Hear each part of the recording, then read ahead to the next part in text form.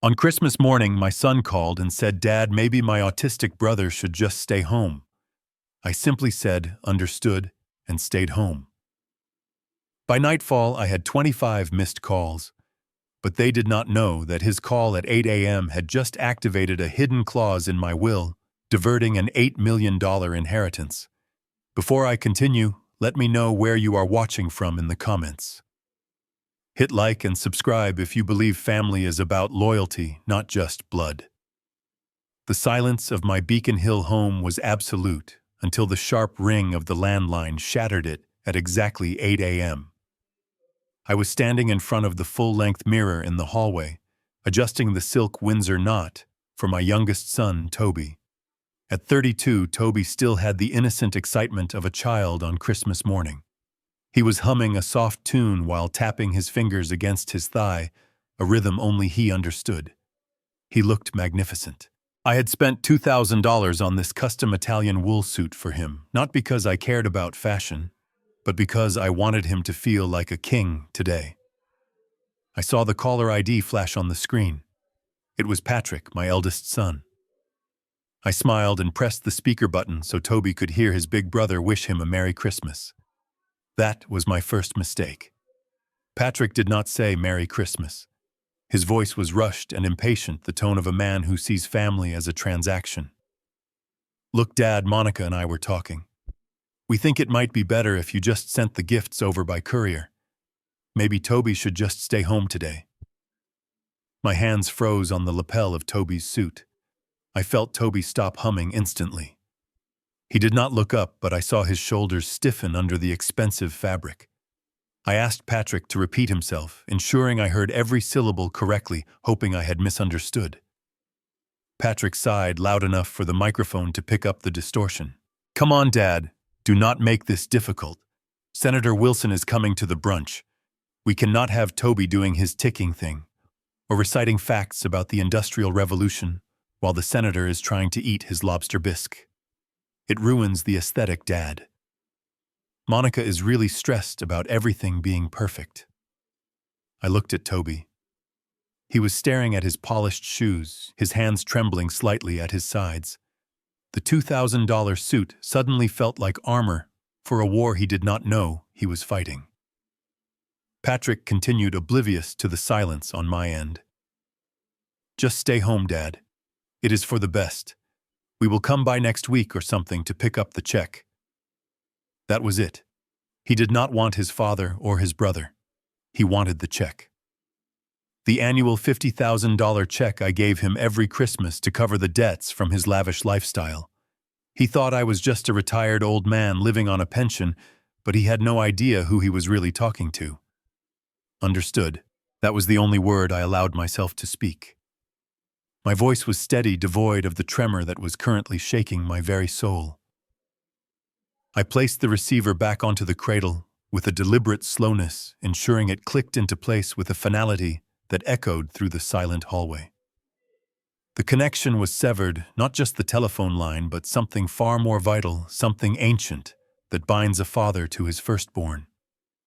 I turned my gaze to the small antique mahogany table beside the door. There it sat. A crisp, cream-colored envelope with Patrick's name written in my precise architectural handwriting.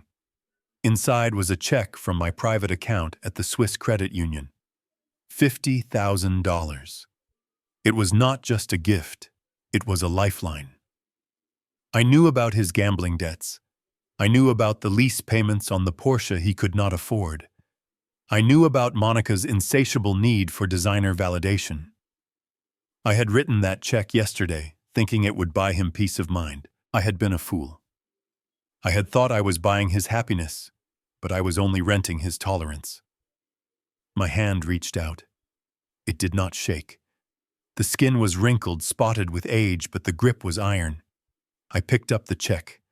It felt heavy, weighted down by 30 years of excuses and forgiveness.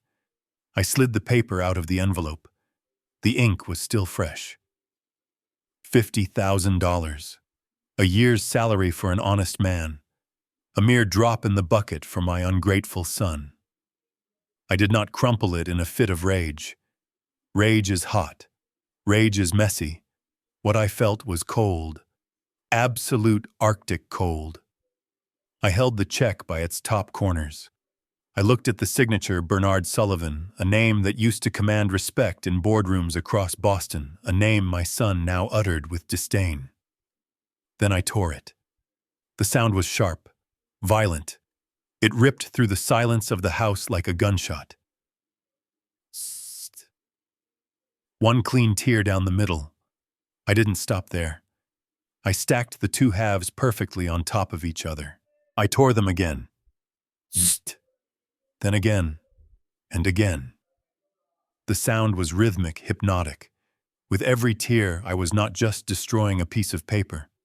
I was dismantling the safety net I had held under Patrick for decades. I was shredding the payments for his mistakes. I was tearing up the obligation to be the father he expected me to be. The pieces of paper, now no larger than confetti, fluttered down from my fingers, landing on the pristine hardwood floor like dirty snow. Then a small, soft voice broke my trance. Dad. I turned. Toby was still standing there, his hands clutching the hem of his $2,000 suit jacket. His large, innocent eyes were wide, darting from the pile of torn paper on the floor to my face. He looked terrified. Not of me, but of the sudden change in the atmosphere. He sensed the shift in energy the way animals sense a coming storm. Are we not going? Toby asked, his voice barely a whisper. He looked down at his polished shoes. I practiced shaking hands, Dad. I practiced saying Merry Christmas to the senator. I won't talk about the clocks. I promise. His words were a physical blow. He thought it was his fault. He thought his beautiful, complex mind was the problem. He was willing to hide who he was just to be allowed in the room. I looked at the shredded check on the floor. $50,000 for the son who wanted to hide us. And here stood the son who just wanted to make me proud, offering to silence himself. No, Toby, I said, my voice cracking for the first time. We are not going. I walked over to him and placed my hands on his shoulders. The wool of the suit was soft under my palms. I looked him in the eye. We are not going because they do not deserve us. The decision was made. The grief in my chest began to harden into something else, something useful, something dangerous. I looked at the grandfather clock in the corner. It was 8:05 a.m. The banks were closed for the holiday. But my laptop was upstairs, and my will was a digital document that could be amended with a single encrypted email. The $50,000 on the floor was just the beginning. Patrick wanted a quiet Christmas. I would give him a silence so loud it would bankrupt him. I reached out and gently loosened the Windsor knot I had perfected only 20 minutes ago. The Italian silk slid through my fingers like water unraveling the expectation of a celebration that was never going to happen. I watched Toby's face, closely bracing myself for a meltdown, but his expression remained calm, perhaps even relieved. I could not tell him the truth. I could not tell him that his own brother considered him a social liability. A father protects his children from the world, but sometimes he has to protect them from their own family. The car, I lied, keeping my voice even. The starter motor has given up the ghost Toby. It is dead. We are stuck here. Toby nodded slowly, processing the information. Oh, that is okay, Dad. Machines break. It is entropy. Second law of thermodynamics. We can fix it later. Yes, I said. We can fix it later. But some things I knew were broken beyond repair. Once Toby went upstairs to change back into his comfortable sweater, I moved through the house with the precision of a man securing a perimeter. I walked to the hallway table and pulled the landline cord directly from the wall jack. The plastic clip snapped a small sound that felt incredibly satisfying. Then I took my smartphone from my pocket. It was buzzing again. Another text from Monica, likely asking if I had remembered to bring the vintage silver platter she liked. I held the power button down until the screen went black. Silence. The house was no longer a home waiting for guests or a departure point for a party. It was now a fortress. I walked to the front door and threw the deadbolt. Then the chain. We were isolated. We were safe. I walked to the liquor cabinet in the study. My fingers brushed past the scotch and the bourbon, landing on a dusty bottle at the very back. A 1985 Chateau Margaux. I had bought this bottle the year Patrick was born. I had been saving it for his wedding, but his wife didn't drink red wine because she said it stained her teeth. Then I saved it for his first child, but they decided dogs were more photogenic than babies. So it had sat there gathering dust, waiting for a special occasion that never came. Well, today was the day. I uncorked the bottle. The pop echoed in the quiet room. I did not let it breathe. I poured a glass, the dark ruby liquid swirling against the crystal. I took a sip. It tasted of blackcurrant's oak and the bitter aftertaste of wasted years. I sat down at my heavy oak desk and opened my laptop. The screen glowed in the dim light of the study. I was not just an old man drinking wine in the dark. I was a strategist planning a counterstrike. I opened a secure email client. I typed 2 words in the subject line, Winter Protocol. It was a code phrase I had established with my lawyer Abernathy years ago. It meant that the diplomatic approach had failed. It meant that the assets were to be frozen, the trusts were to be locked, and the scorched earth policy was to be initiated. I took another sip of the 1985 vintage. It was expensive wine, costing more than my son's car payment, but today it tasted like freedom. I hit send. The war had begun, and outside the snow began to fall harder, burying the driveway, ensuring that no one could get in, and more importantly, that my Mercy could not get out. The sharp ding of the oven timer was the only announcement for our Christmas dinner. There were no silver bells, no string quartets, and certainly no waiters in white gloves passing around trays of caviar. I pulled the baking sheet out of the oven using a tattered oven mitt. It was a $12 frozen pepperoni pizza, the kind with the crust that never quite gets crispy enough no matter how long you leave it in. I sliced it into 8 uneven pieces and slid 2 onto a paper plate for Toby. He did not look up immediately. His attention was entirely consumed by the intricate brass guts of a French mantel clock from the late 18th century spread out on the kitchen island. It was a masterpiece of engineering worth $120,000. I had bought it at an auction in Vienna 3 years ago, broken and silent. Top horologists in Boston said it would never run again. Yet here was my autistic son armed with a set of tiny precision screwdrivers and a focus so intense it felt like a physical force breathing life back into it. "Dinner is served," I said softly, placing the paper plate next to a pile of golden gears. Toby finally looked up, his eyes bright behind his thick glasses. "Pizza?" he asked, a genuine smile spreading across his face. "Yes, Toby, pizza. The best kind." We sat side by side at the kitchen island. The marble was cold under my elbows, but the room felt warmer than it had in decades. We ate in a comfortable silence, punctuated only by the soft chewing and the howling wind trying to claw its way into our sanctuary. As I took a bite of the greasy cheese, my mind drifted to the ghost of Christmas past. Last year, I had hosted the family gala right here in this house. I remembered the invoice clearly. $15,400 for catering alone. Monica had spent the entire evening apologizing for Toby's existence, guiding him into the library every time a business associate walked by. She had complained that the napkins were the wrong shade of crimson. Patrick had spent the night checking his Rolex and calculating networking opportunities, treating me like a stepping stone rather than a father. I remembered the taste of the lobster thermidor that night. It was exquisite and expensive, but in my mouth it had tasted like ash. It had tasted like obligation. But this $12 pizza tasted like freedom. I looked at Toby. He was wiping tomato sauce from his lip with the back of his hand, completely unburdened by the need to impress a senator or a bank manager. He was happy. For the first time, I realized that I had been paying a premium for my own misery. I had spent fortunes to surround myself with people who viewed me as a walking ATM. This quiet, this peace was not a punishment for being left behind. It was a luxury I had denied myself for too long.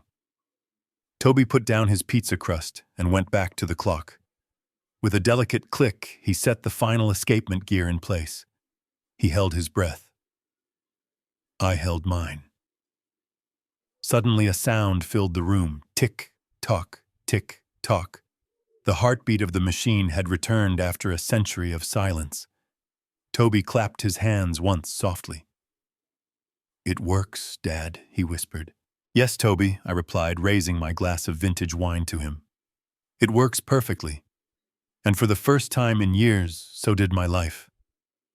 I watched the candlelight dance across Toby's focused face and felt a heavy weight settle in my chest. To the neighbors and certainly to my eldest son, Patrick, I was just Bernard, the retired architect, who had lost his touch. I was the old man who drove a dented 2012 Ford Taurus and clipped coupons for groceries. They looked at me with a mixture of pity and disdain, seeing only a pensioner holding on to his last few dollars. But they were blind. They did not see the man who 5 years ago walked out of a boardroom on State Street with a single piece of paper that changed everything. It was the sale agreement for Sullivan and Associates. $12 million. That was the final buyout price for the firm I had built from the ground up. I vividly remembered the feeling of signing that document. My hand had not shaken then. I had deposited the funds directly into a diversified portfolio and a secure account in Zurich. Not because I wanted to hoard it, but because I was terrified. I was terrified of what that money would do to my family. The memory of my wife's funeral flashed in my mind, sharp as a knife. Eleanor had not even been in the ground for 24 hours when Patrick pulled me aside. His eyes were red not from crying, but from sleepless calculation. He did not ask for her favorite book or the locket she wore every day. No. He asked about the appraisal value of her diamond engagement ring. He asked if her life insurance policy had a double indemnity clause. At that moment, standing over the fresh earth of my wife's grave, I saw my son for what he truly was. He was a vulture waiting for the carcass to cool. If Patrick had known about the $12 million back then, Toby would have been in danger. Patrick would have declared me incompetent years ago. He would have institutionalized Toby in some budget state facility to save costs and drained the accounts for sports cars and vacations. Money to Patrick was fuel for his vanity. To me, money was a fortress for Toby, so I made a choice. I chose to play the part of the struggling widower. I bought the cheap Ford. I wore the same 3 cardigans until the elbows wore thin. I let Patrick and Monica sneer at my lack of generosity.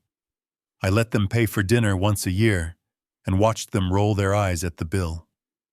It was a test. A long, agonizing test to see if there was any love left in them that was not attached to a dollar sign. Tonight, that test had finally ended. I looked around the kitchen. The linoleum floor was peeling slightly in the corner. The refrigerator hummed with a rattle. It looked like poverty. But in my mind, I saw the numbers in the Swiss account compounding, quietly growing by $40,000 a month while we ate $12 pizza. The irony was bitter. I had the power to buy Patrick's entire neighborhood, but I could not buy his decency. I had hidden the gold to protect the treasure, and looking at Toby carefully adjusting a brass gear, I knew I had protected the only treasure that mattered. The grandfather clock in the hallway struck 2. The deep, hollow sound reverberated through the empty house, signaling the end of the grace period. I had given Patrick 6 hours. 6 hours to call back. 6 hours to realize his mistake. 6 hours to say sorry. "Dad, I was stressed. Let me come pick you up." But the phone had remained silent. The only thing accumulating on that line was dust. I sat down at my heavy oak desk and opened the lid of my 10-year-old laptop. It was a heavy, clunky machine with a cracked hinge and a battery that barely held a charge. It was exactly the kind of computer a man living on a meager fixed pension would use. Patrick had actually laughed at this computer last Thanksgiving, asking why I did not upgrade to a tablet. He did not know that this obsolete piece of plastic was the only gateway to a $14 million empire. It hummed to life with a struggle, the fan wheezing like an asthmatic lung. I navigated to a secure, encrypted email server. I did not type a greeting. There was no need for pleasantries when ordering an execution. In the recipient field, I typed a single name, Abernathy, my old friend, my legal shark.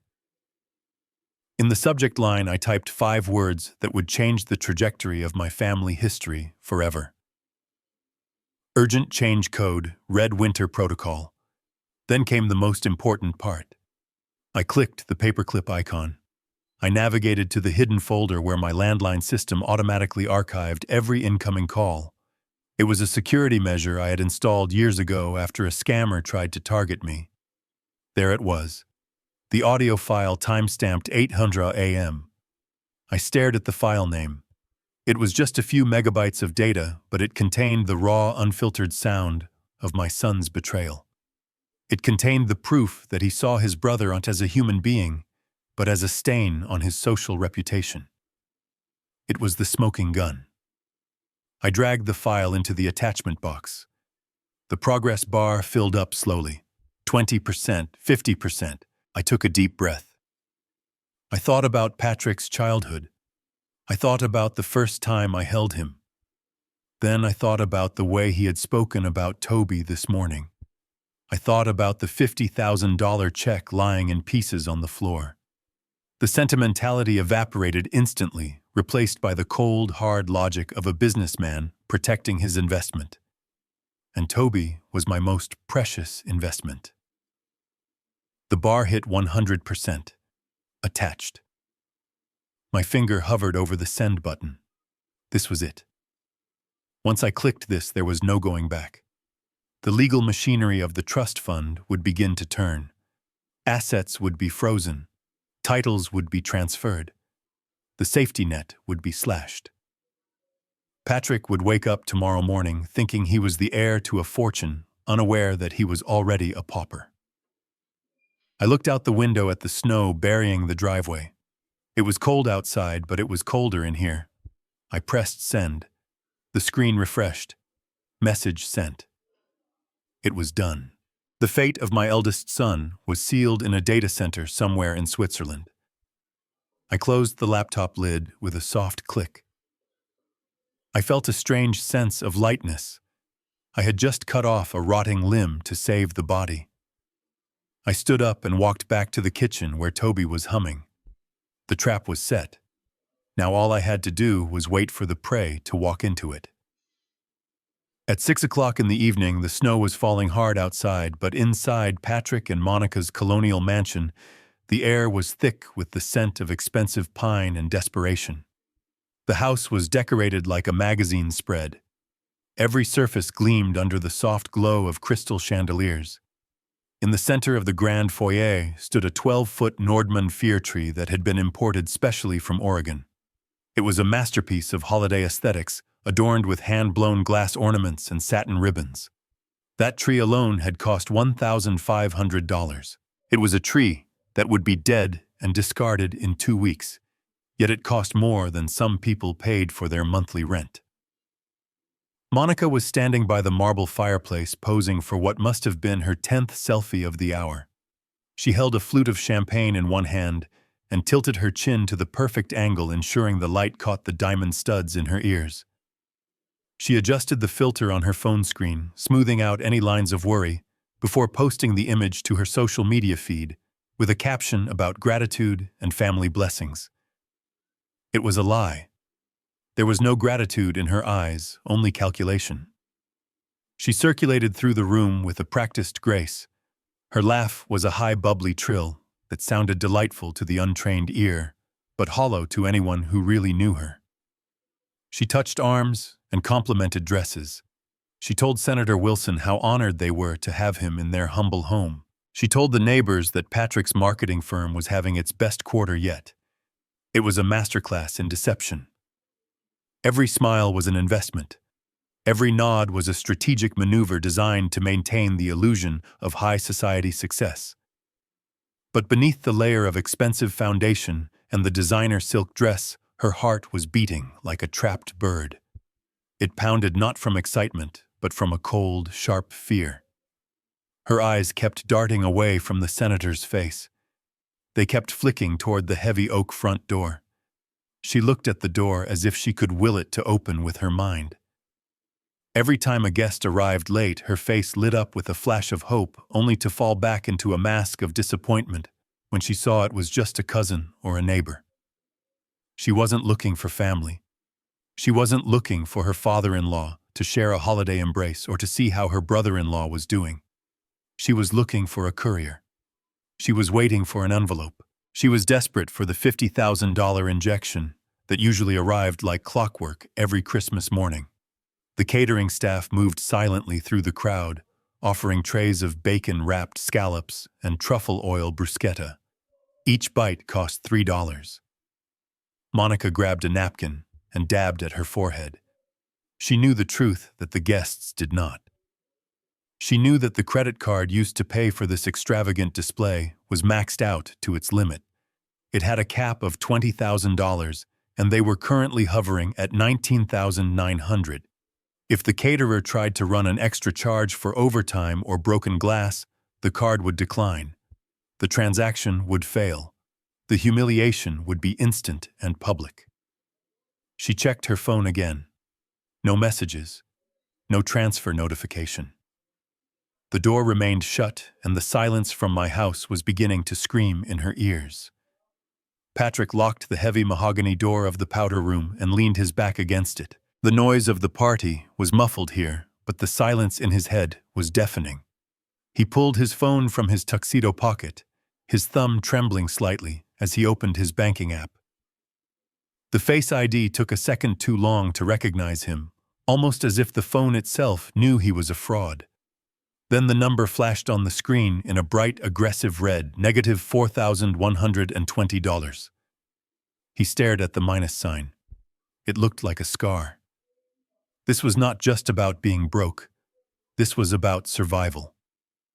His American Express Centurion card, the black titanium status symbol he slammed onto restaurant tables to impress clients, was due to reset at midnight.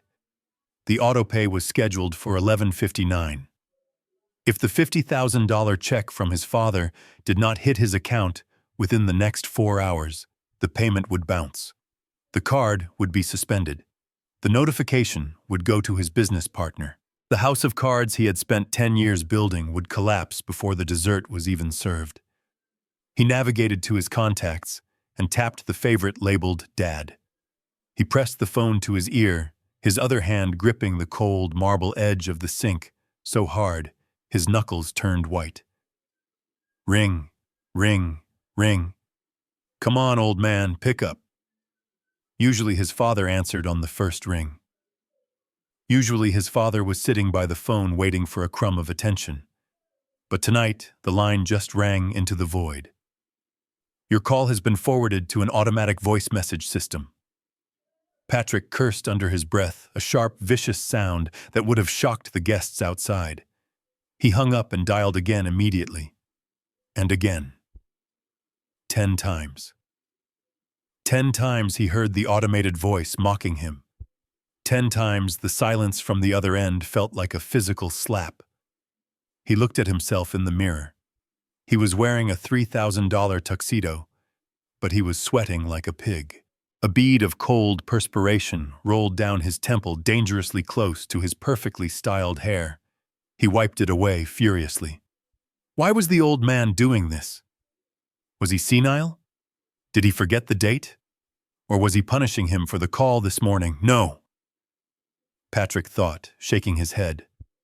Dad wouldn't do that. Dad was soft. Dad was a doormat. He probably just fell asleep in his chair or forgot to charge his ancient flip phone. He couldn't possibly know that his son was drowning in debt. Patrick splashed cold water on his face, trying to wash away the panic. He had to go back out there. He had to smile at the senator. He had to pretend that he wasn't 48 hours away from bankruptcy. But as he reached for the doorknob, his hand shook. For the first time in his life, he realized that the safety net he had bounced on for 40 years might not be there anymore.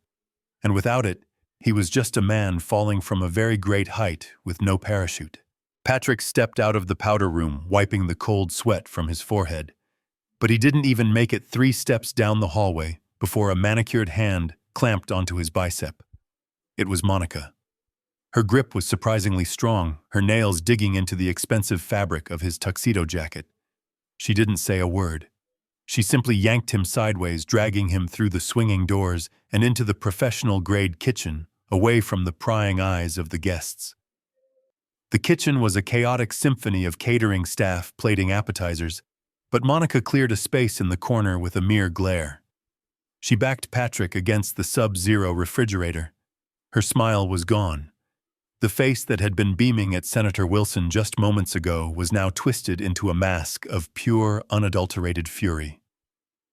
"Where is he?" Monica hissed, her voice low and dangerous like steam escaping a pressure valve.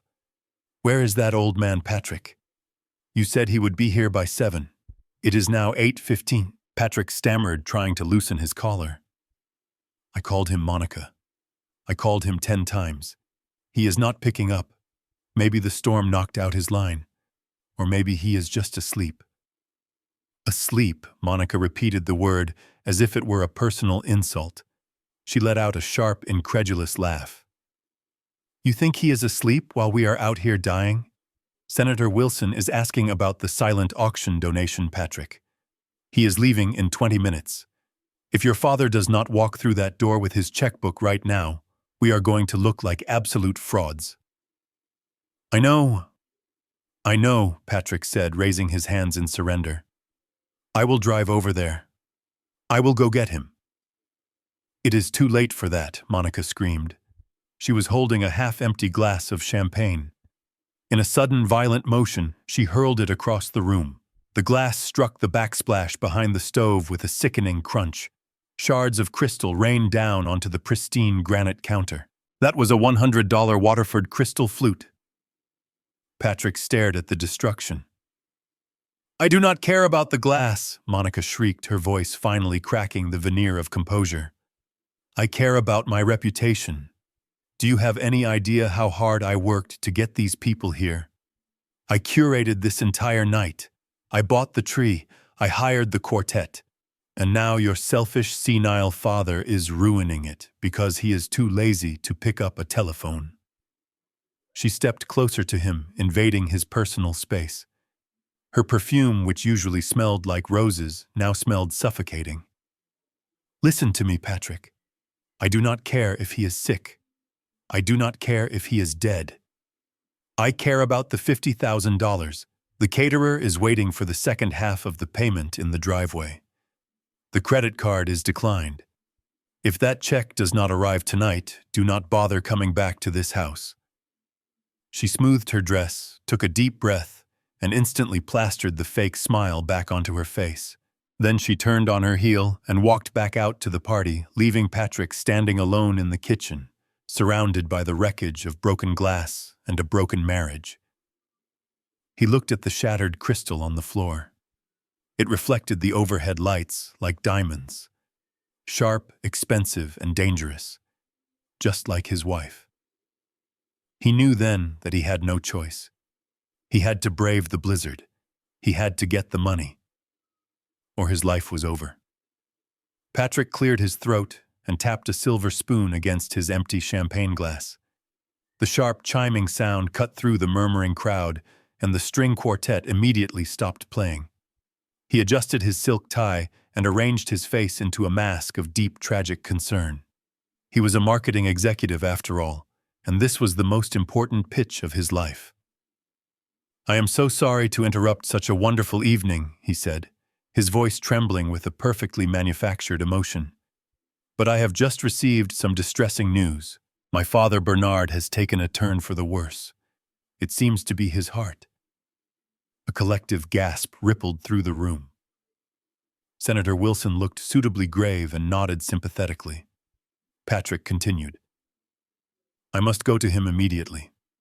Family comes first, as you all know. Please enjoy the rest of the evening. Monica will take excellent care of you."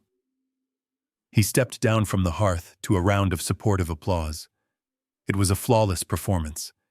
He had turned his desperate run for cash into a noble act of filial piety. As he rushed past Monica, she leaned in and hissed in his ear, "Do not come back without that check, or I will change the locks tonight."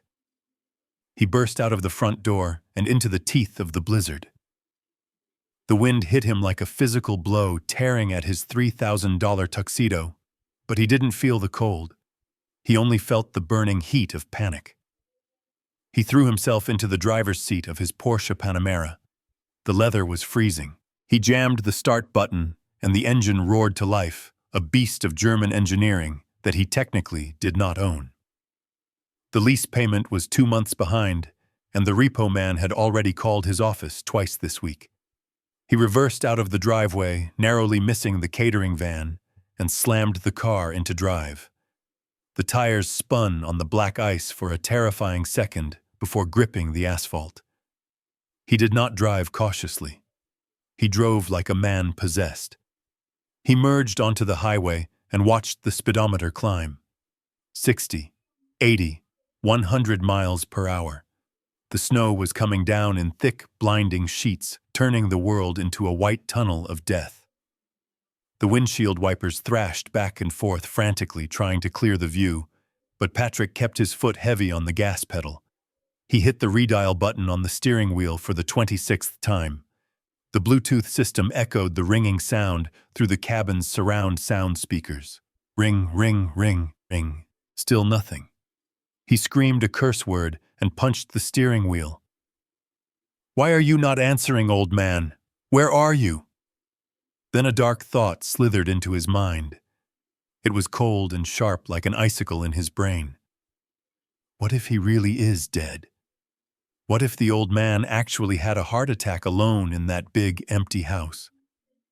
Patrick stared at the road ahead, his grip loosening slightly on the wheel.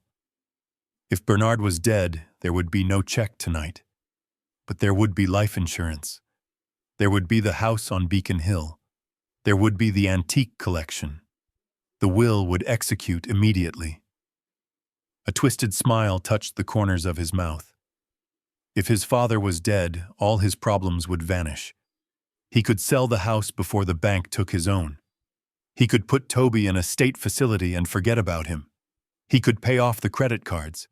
He could keep the Porsche. He realized with a jolt of sickness that he was no longer driving to save his father. He was driving to confirm a windfall. He pressed the accelerator harder, pushing the car to 110, hoping to find a corpse and a fortune at the end of the road. The grandfather clock in the hallway chimed 9 times. Each deep resonant note was swallowed by the howling wind outside, but the silence inside my home remained unbroken.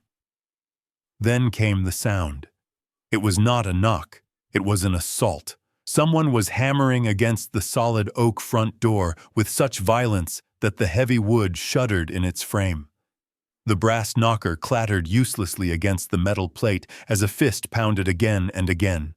"Open the door! Open the goddamn door, old man!" It was Patrick. His voice was muffled by the storm and the thick wood, but the desperation in it was crystal clear.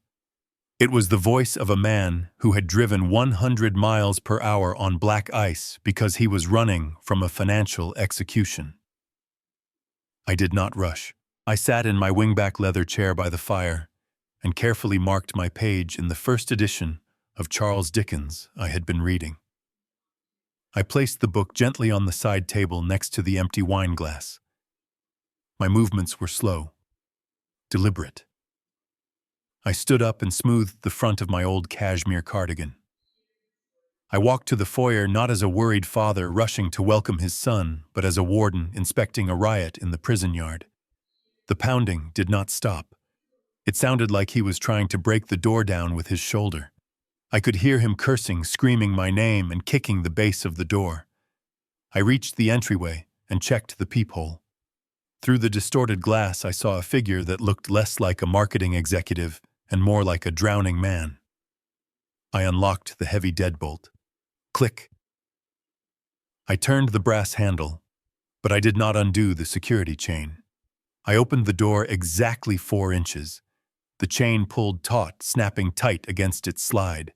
A blast of freezing air and snow instantly forced its way through the gap swirling around my ankles. Patrick was standing there, shivering violently. He looked pathetic. His $3,000 tuxedo was soaked through the silk lapels ruined by the sleet. His carefully styled hair was plastered to his skull, and mascara, or perhaps hair dye, was running down his temple. The wind whipped snow into his face, forcing him to squint. Dad let me in. He screamed over the wind, grabbing the edge of the door with freezing red hands. "It is freezing out here. Are you crazy? Unlock the chain." I did not move to unlock it. I stood perfectly still in the warm golden glow of the hallway light. The heat from the fireplace behind me drifted out, meeting the Arctic air. I looked at him. I really looked at him. I did not see the little boy I used to carry on my shoulders. I saw a stranger.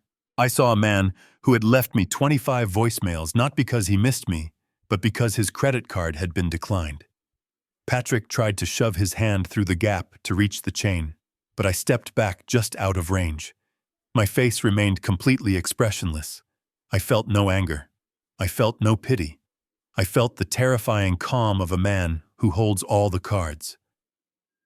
"Why are you here, Patrick?" I asked. My voice was low-level and devoid of any warmth. It cut through his panic more effectively than a scream.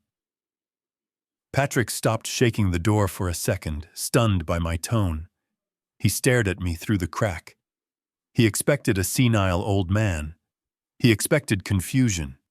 He did not expect to look into the eyes of a shark. The chain on the door rattled violently as Patrick threw his weight against the wood one last time. When he realized I was not going to budge, he pressed his face into the narrow gap.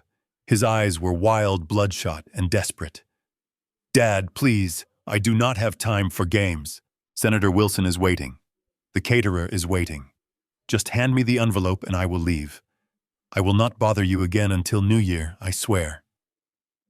He reached his hand through the opening, his fingers grasping at the warm air of the hallway, like a starving man reaching for bread. He did not ask how I was. He did not ask where Toby was. He asked for the envelope. He asked for the $50,000. I looked at his hand. It was red from the cold and wearing a platinum wedding band that I had paid for. I took a sip of my wine, the liquid dark and heavy on my tongue. "What envelope, Patrick?" I asked, my voice soft but carrying clearly over the howling wind. "Don't do this," he screamed, his voice cracking. "The Christmas check. The gift. You give it to us every year. It is tradition. I need it, Dad. I really need it." I stepped closer to the door until I was inches away from his face. I could smell the expensive scotch on his breath and the fear sweating out of his pores. Tradition. I repeated the word, tasting the bitterness of it. "You talk about tradition, but this morning you broke the most sacred tradition of all. You broke the family." Patrick wiped wet hair from his eyes. "Dad, I told you. It was just a misunderstanding. We just wanted you to be comfortable. We thought you would prefer to stay home." And that is when I delivered the line I had been holding on to for 12 hours. I smiled. It was a cold, tight smile that did not reach my eyes. "You are right, Patrick. I am comfortable, and I am doing exactly what you asked. I thought you wanted me to stay home. Well, I am staying home." Patrick froze. The wind whipped snow onto his neck, but he didn't seem to feel it. He stared at me, trying to process the shift in power. "What about the money?" he whispered. I looked him dead in the eye. "The money stayed home too." Patrick's face went pale. "You mean you didn't write it?" "Oh, I wrote it," I said, leaning back. "I wrote it out perfectly. $50,000. Account number 409. But then I realized that since I wasn't going to the party, the check didn't need to go either. So I fed it to the fireplace about 10 minutes after you called.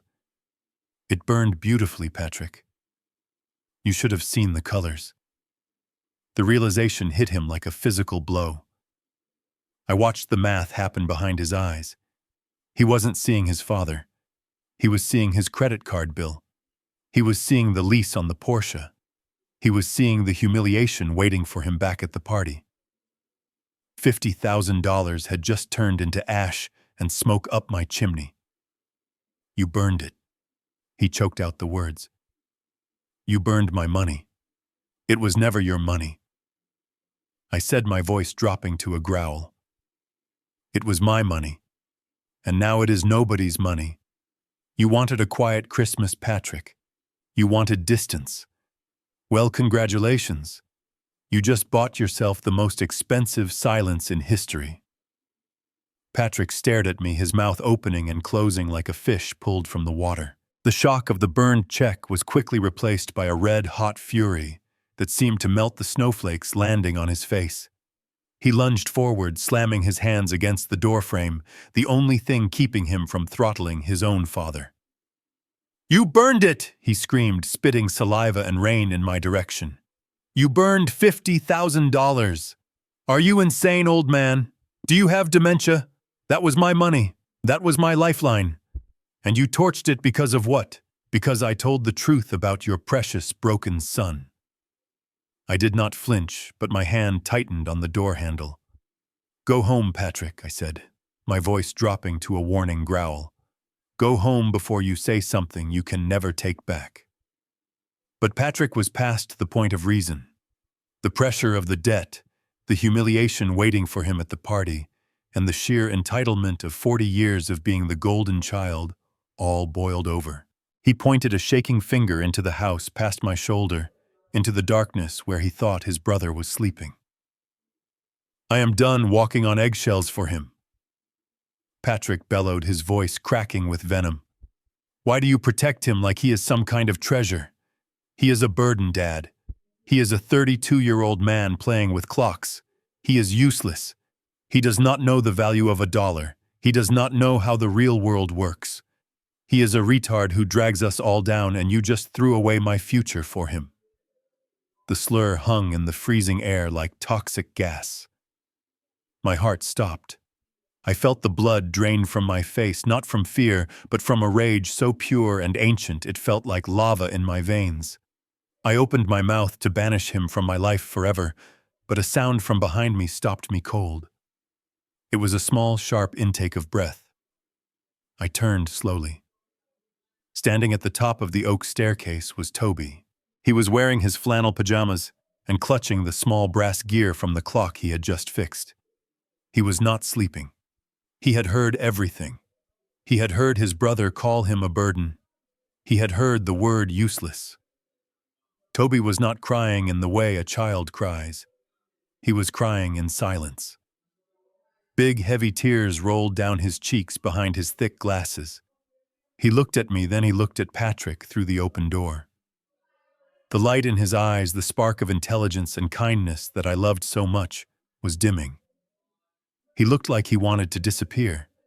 He looked like he believed every word Patrick had just said. I looked back at Patrick. He saw Toby too. For a split second he looked ashamed. But then the desperation returned, and he hardened his face, shrugging as if to say, well, it is the truth. That was the moment. That was the exact second the last thread of paternal love severed. I looked at my eldest son, and I did not see family anymore. I saw a cancer. I saw a threat. The coldness I had felt earlier was nothing compared to this. This was not just anger. This was an executioner's resolve. I stepped forward, closing the gap between us until I was breathing the same freezing air as him. My eyes locked onto his, and for the first time in his life, Patrick took a step back in genuine fear. You are right, Patrick, I whispered, and my voice sounded like grinding stones. Toby does not know anything about money, but you are about to learn a very painful lesson about what happens when the money runs out. I did not wait for his response. I slammed the door in his face. I threw the deadbolt. Click! Then I turned my back on the pounding outside and started walking up the stairs toward the son who actually deserved to be there. The heavy oak door slammed shut with a finality that shook the pictures on the hallway walls. I threw the deadbolt, and then for good measure, I engaged the heavy brass security latch at the top. The physical barrier was now complete, but the assault was far from over. Almost immediately, a heavy thud shuddered through the wood. Patrick was kicking the door. He was not kicking it like a man wanting to be let in. He was kicking it like a wild animal trying to break out of a cage. I did not flinch. I did not yell back. Instead, I walked calmly to the small console table in the foyer, where my security system monitor was mounted. I tapped the screen, and the live feed from the Ring doorbell camera filled the display. The night vision mode turned the snowy world outside into a ghostly gray and white landscape, but the figure in the center was crystal clear. It was Patrick, but it was not the Patrick the world knew. The distortion of the wide-angle lens made him look monstrous, which was fitting, because that was exactly what he had become. He was pacing back and forth on the porch, snow swirling around his ruined tuxedo. He was screaming at the wood, his face twisted into a mask of pure, unadulterated greed. The high-definition microphone picked up every word, cutting through the wind with sickening clarity. "Open the door, you senile old man. I know you have the money. You are hoarding it. You are stealing my inheritance."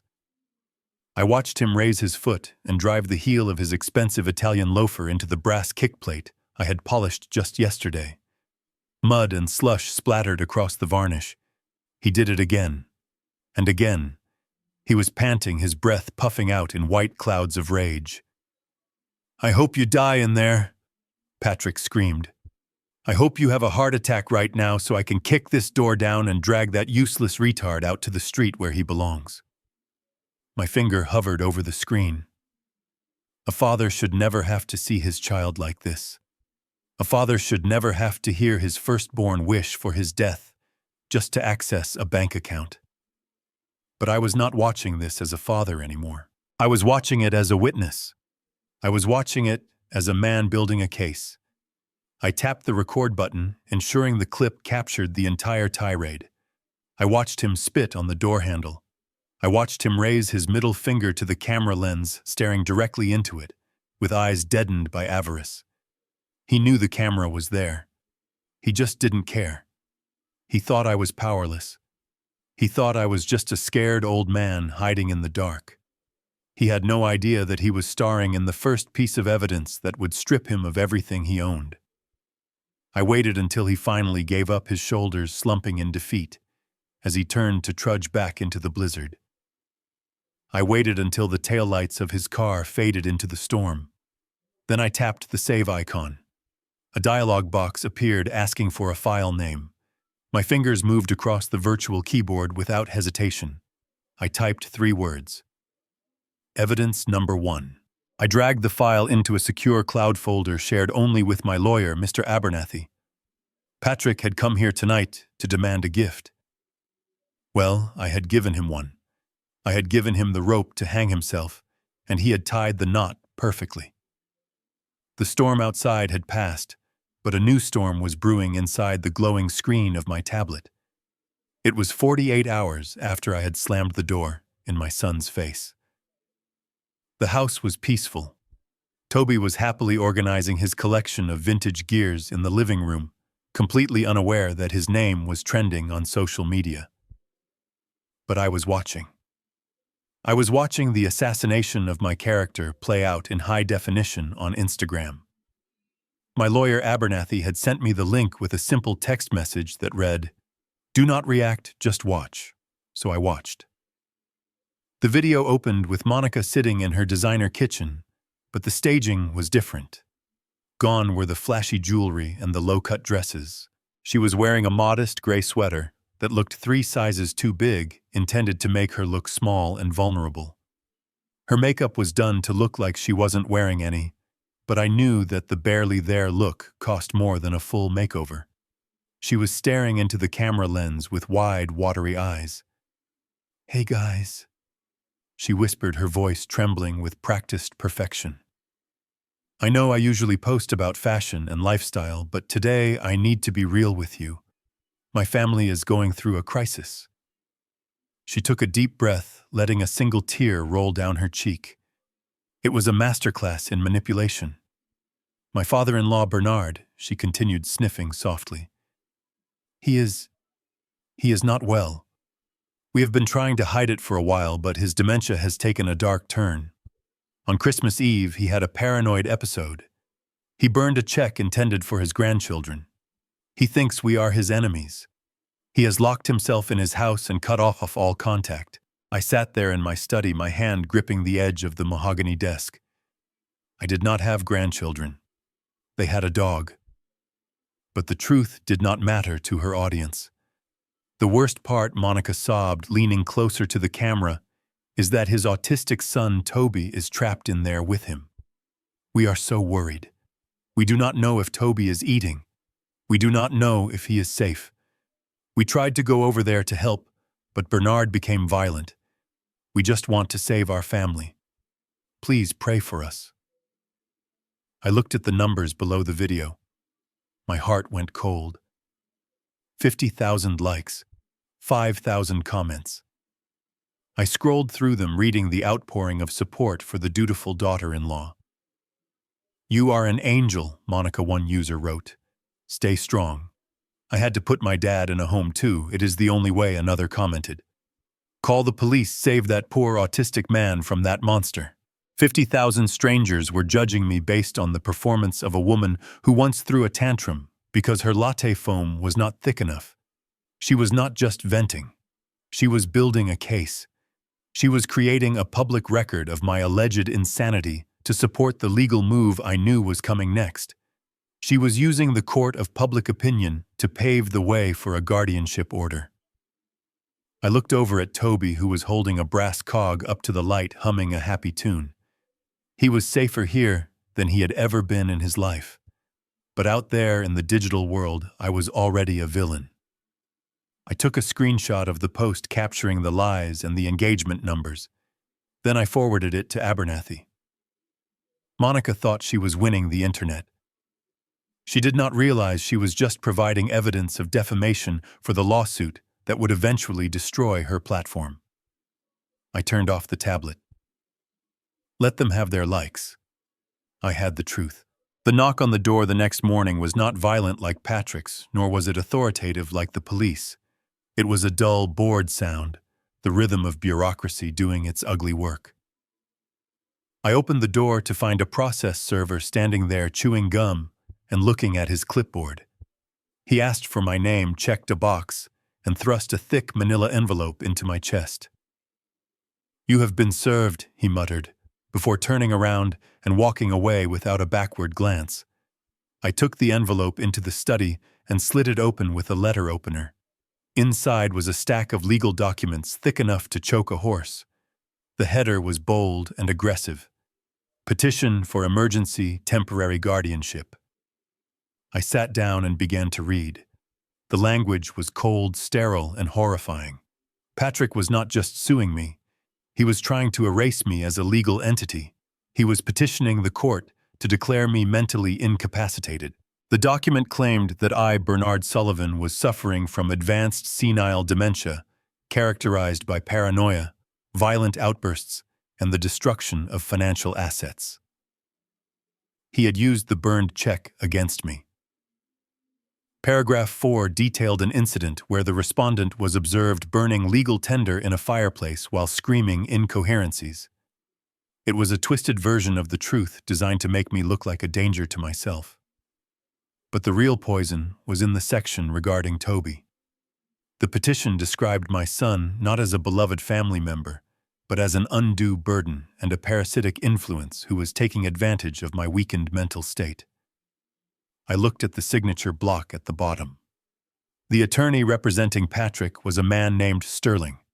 I knew of him. He was a bottom feeder in the Boston legal ecosystem, a man who specialized in predatory elder law. He was the kind of lawyer who helped greedy children strip their parents of their dignity and their savings in exchange for a 30% cut. Patrick must have promised him a fortune to take this case on credit. The goal was clear. If the judge signed this order, Patrick would be granted immediate control over my finances. He would get power of attorney. He would get the deed to the house. He would get the right to liquidate my assets to pay off his debts. And worst of all, he would have the legal authority to make medical and housing decisions for me and Toby. I knew exactly what that meant. I would be medicated into a stupor in a nursing home, and Toby would be sent to the cheapest state-run facility Patrick could find. I should have been terrified. A normal man would be shaking with fear at the prospect of losing his freedom. But I felt a strange sense of calm.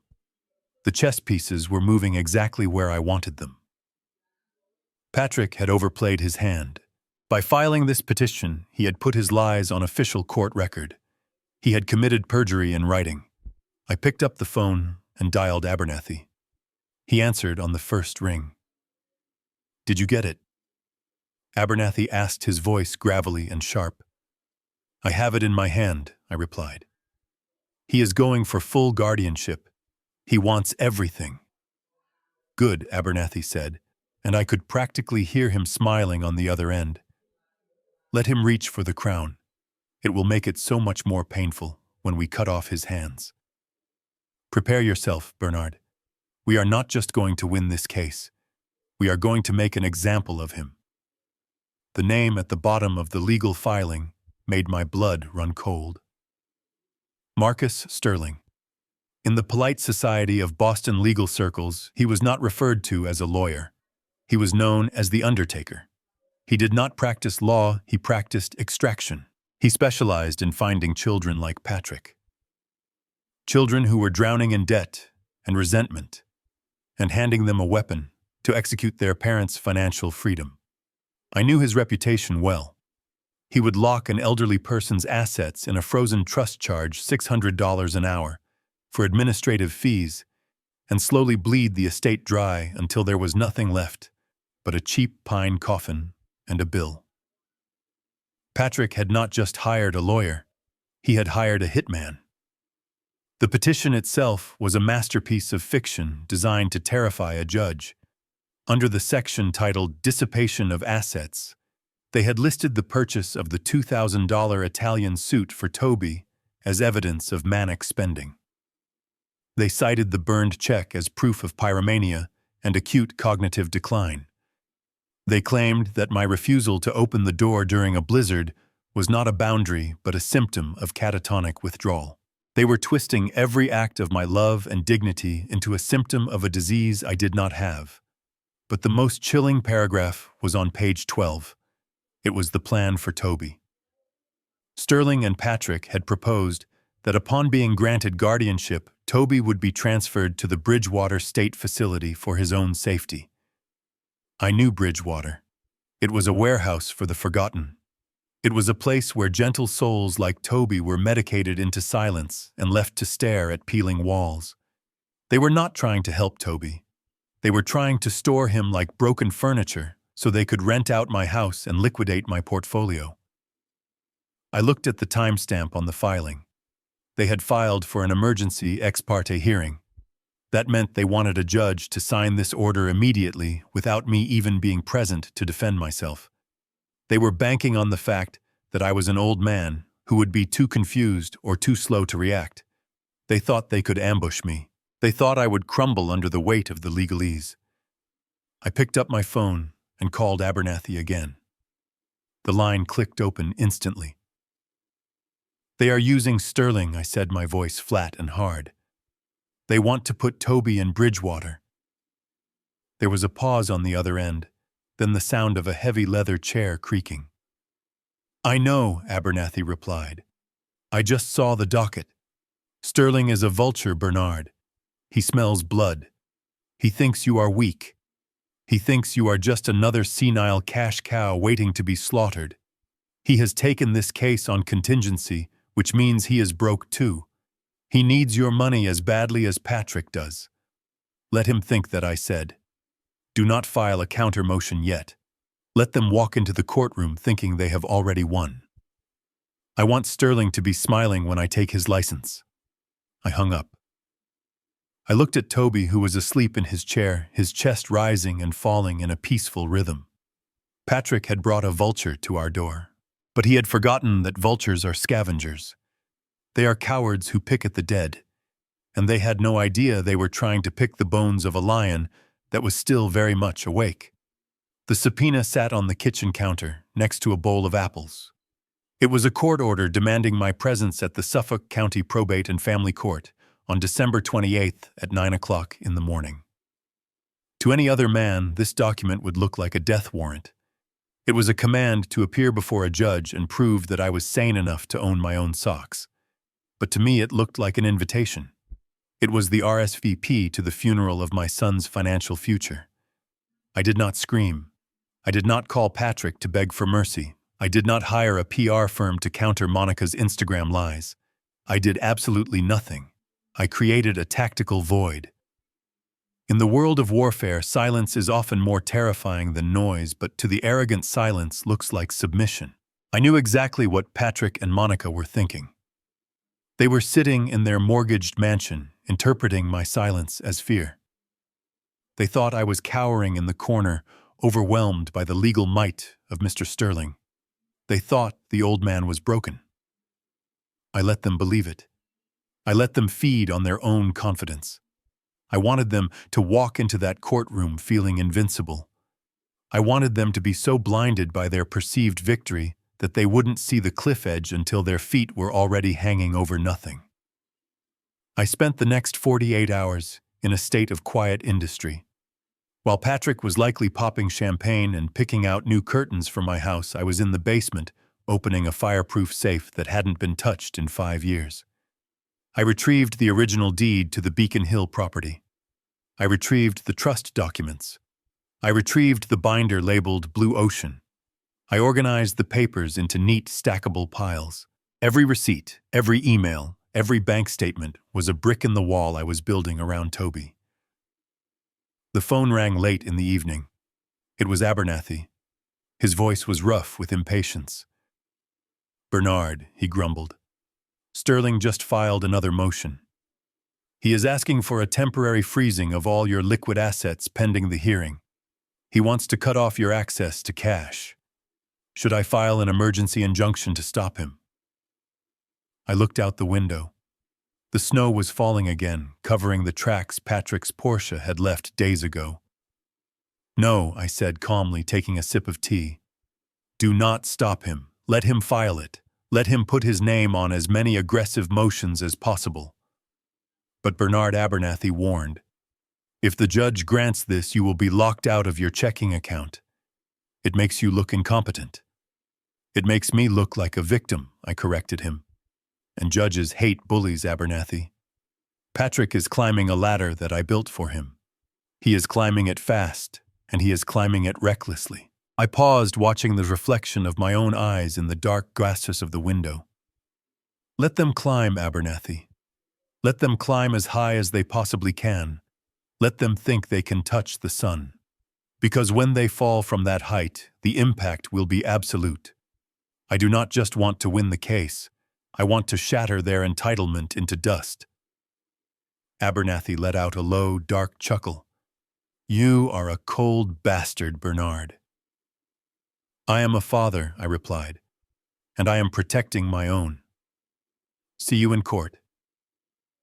I hung up the phone. The silence returned to the house, but it was no longer empty. It was heavy. It was the heavy, electrified silence of a storm waiting to break. The Suffolk County Probate Court smelled of floor wax and quiet desperation. I walked through the metal detectors at exactly 8:45 in the morning. I had chosen my wardrobe with the precision of a stage actor, preparing for a final curtain call. I was wearing a tweed jacket that I had purchased in 1992. It was missing a button on the left cuff and smelled faintly of mothballs. My trousers were a shade of gray that had long since faded into a depressing charcoal, and they were hemmed slightly too short, revealing socks that had lost their elasticity. To the casual observer, I looked exactly like what the court documents claimed I was, a confused relic, a man who had stopped caring about the world because the world had stopped caring about him. Then I saw them. Patrick and Monica were sitting in the front row of the gallery, huddled together like models in a catalog for grief. They were a blinding contrast to my disheveled appearance. Patrick was wearing a bespoke navy suit that I knew cost more than my first car. His hair was gelled to perfection, a shining helmet of confidence.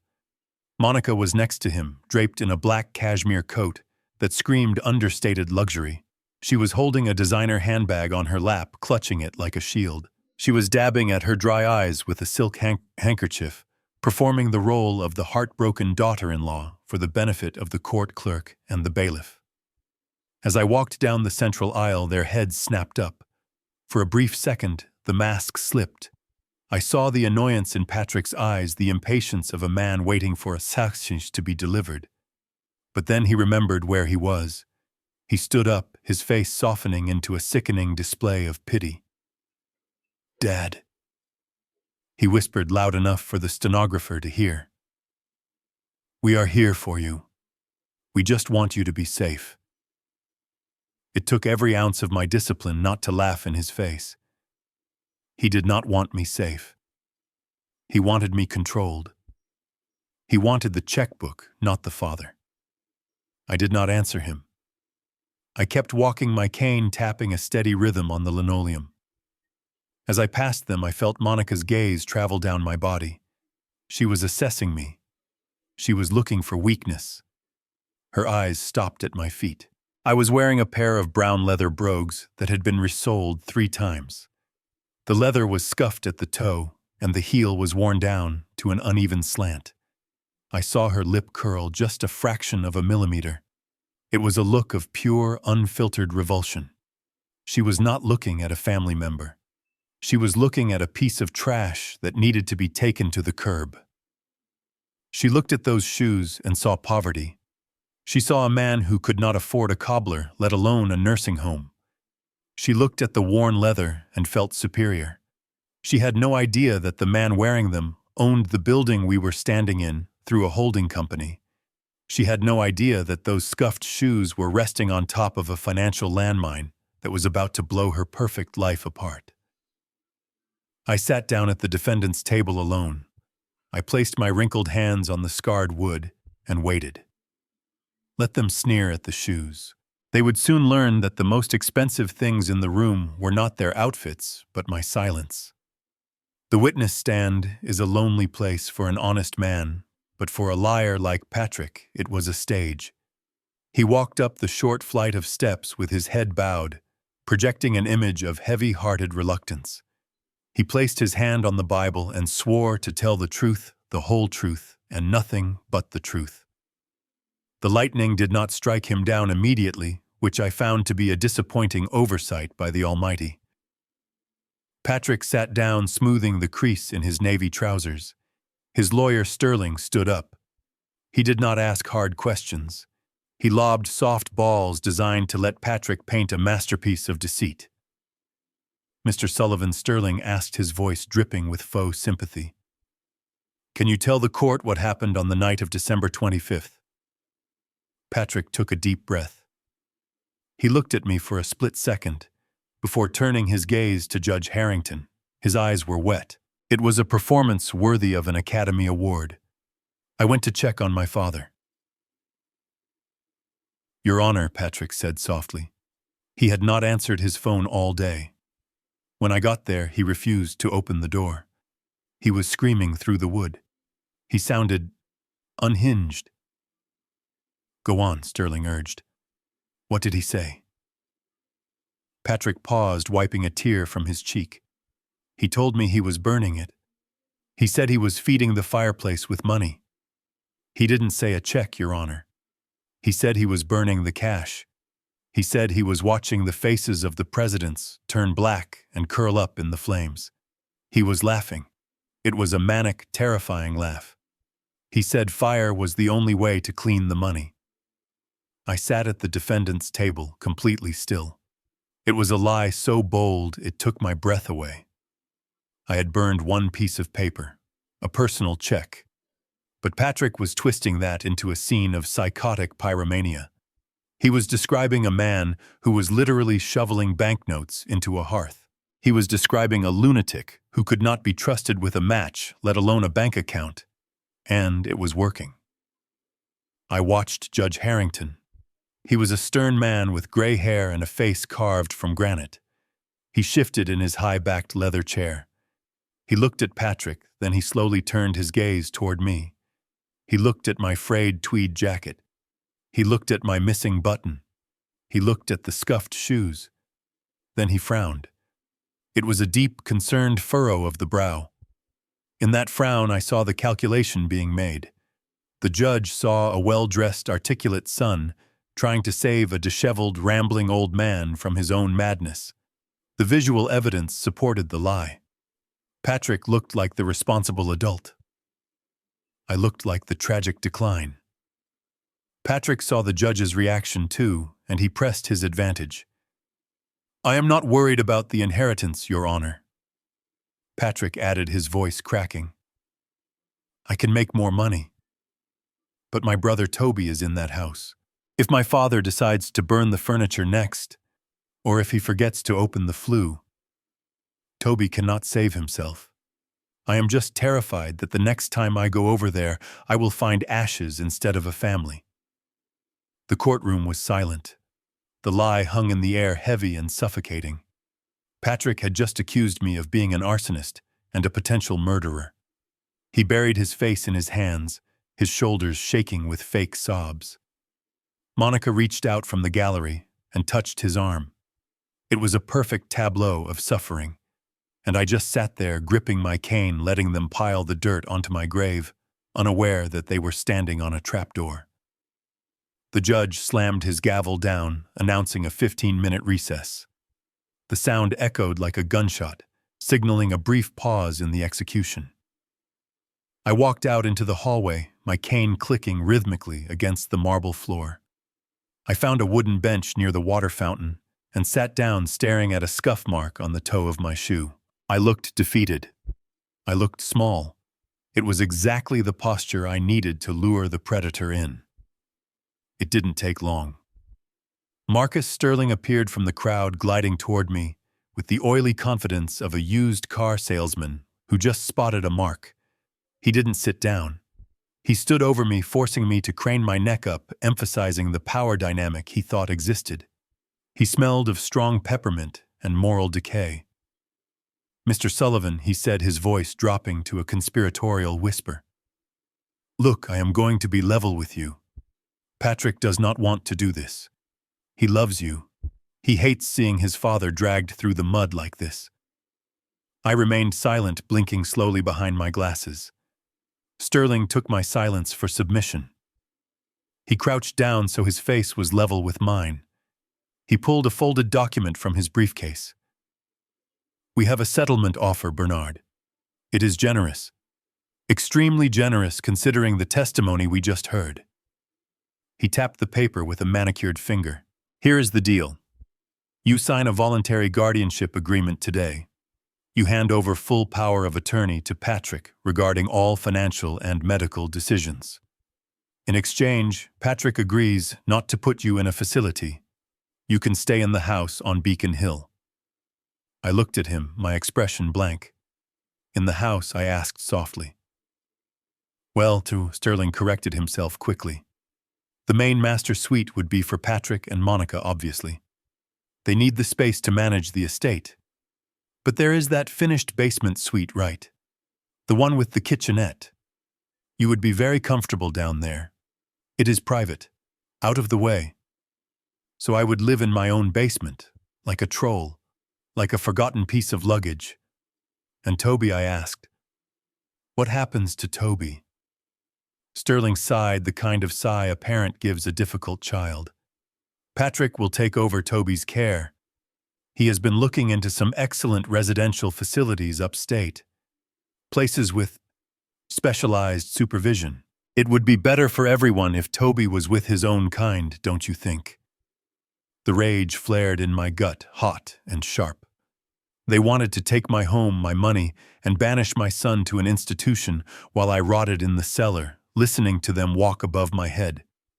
It was an offer so insulting, it should have made me scream. But I forced the scream down. I forced my hands to stop shaking. I looked at Sterling with wide, tired eyes. I looked at the paper. Then I looked at him. Is that all I asked, my voice trembling with what sounded like fear but was actually anticipation?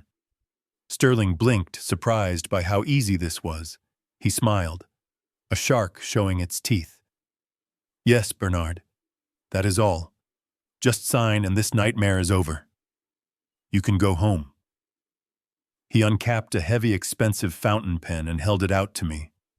He thought he saw a broken old man ready to surrender. He didn't see that I was memorizing his face, memorizing this moment of supreme arrogance, so I could replay it later when I destroyed him. He thought I was asking if that was all the demands. I was actually asking if that was all the audacity he had, because he was going to need a lot more than that to survive what was coming next.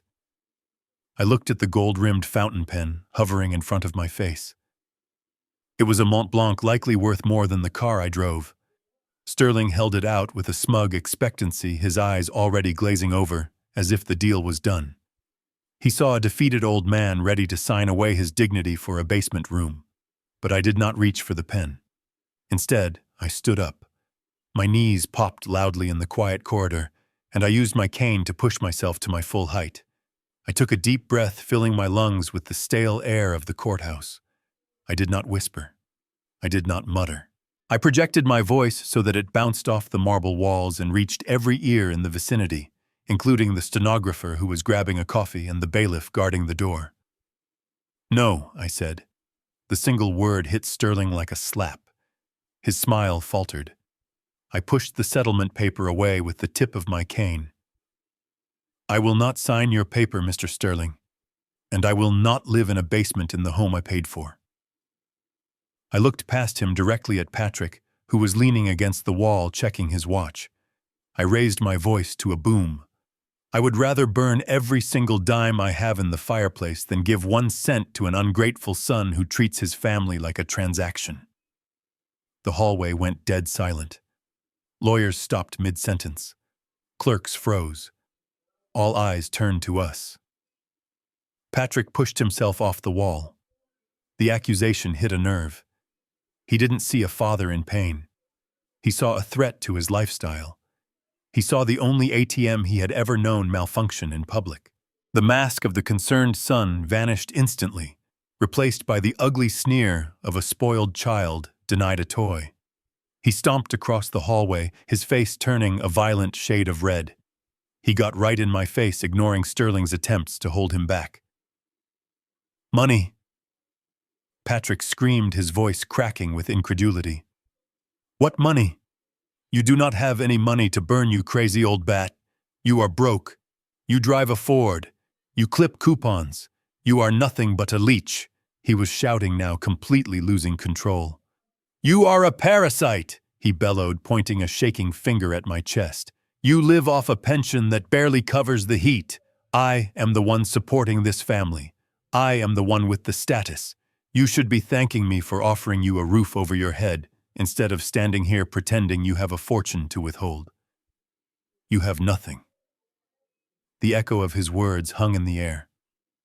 Leech, parasite, nothing.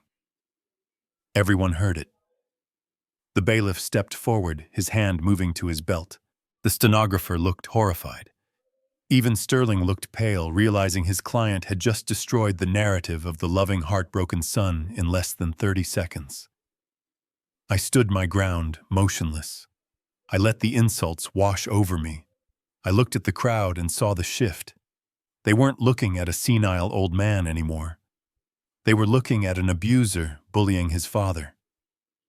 I looked Patrick dead in the eye. You are right, Patrick, I said softly, just for him. I have nothing that you would understand. I turned and walked back toward the courtroom doors, my cane tapping a victory march. He thought he had just humiliated me. He had no idea he had just given me the final piece of ammunition I need to bury him. The bailiff yelled, "All rise," and Judge Harrington swept back into the room, his black robes billowing like a storm cloud. He looked tired. He looked like a man who wanted to sign the paperwork and go to lunch. Patrick and Monica were already sitting tall in their seats, radiating the smug satisfaction of two people who believe they have just gotten away with murder. Sterling stood up, buttoning his cheap suit jacket, preparing to deliver his closing argument that would seal my fate in a basement. But he never got the chance to speak. The heavy double doors at the back of the courtroom didn't just open. They were thrown wide with a force that made the hinges groan. Every head in the room turned. Usually when a latecomer enters court, it is awkward and apologetic. This was an invasion. Arthur Abernathy stepped through the threshold. He was 75 years old, but he moved with the predatory grace of a silverback gorilla claiming his territory.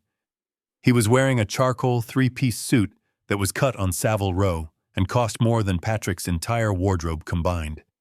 He held a cane topped with a silver hawk's head, but he didn't lean on it. He carried it like a weapon. He was not alone. Behind him marched 3 junior associates. They were young, sharp, and dressed in matching steel-gray suits.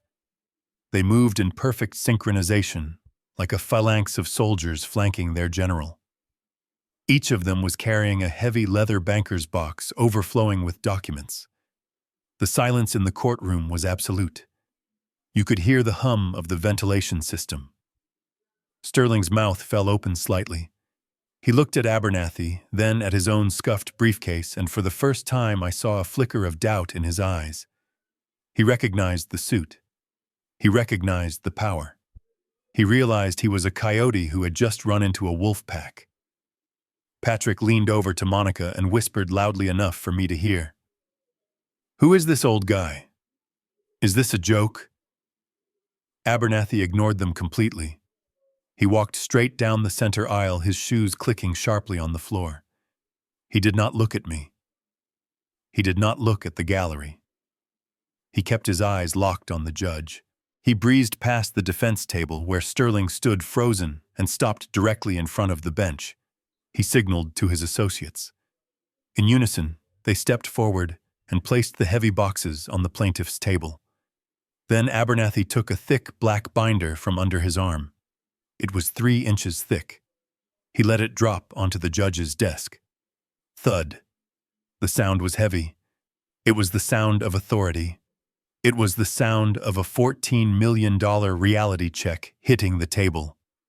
"Your Honor," Abernathy's voice was deep and resonant, filling every corner of the room without the need for a microphone. "My name is Arthur Abernathy, senior partner at Abernathy, Stone & Vance.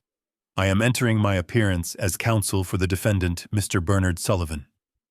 Sterling stammered, trying to regain control.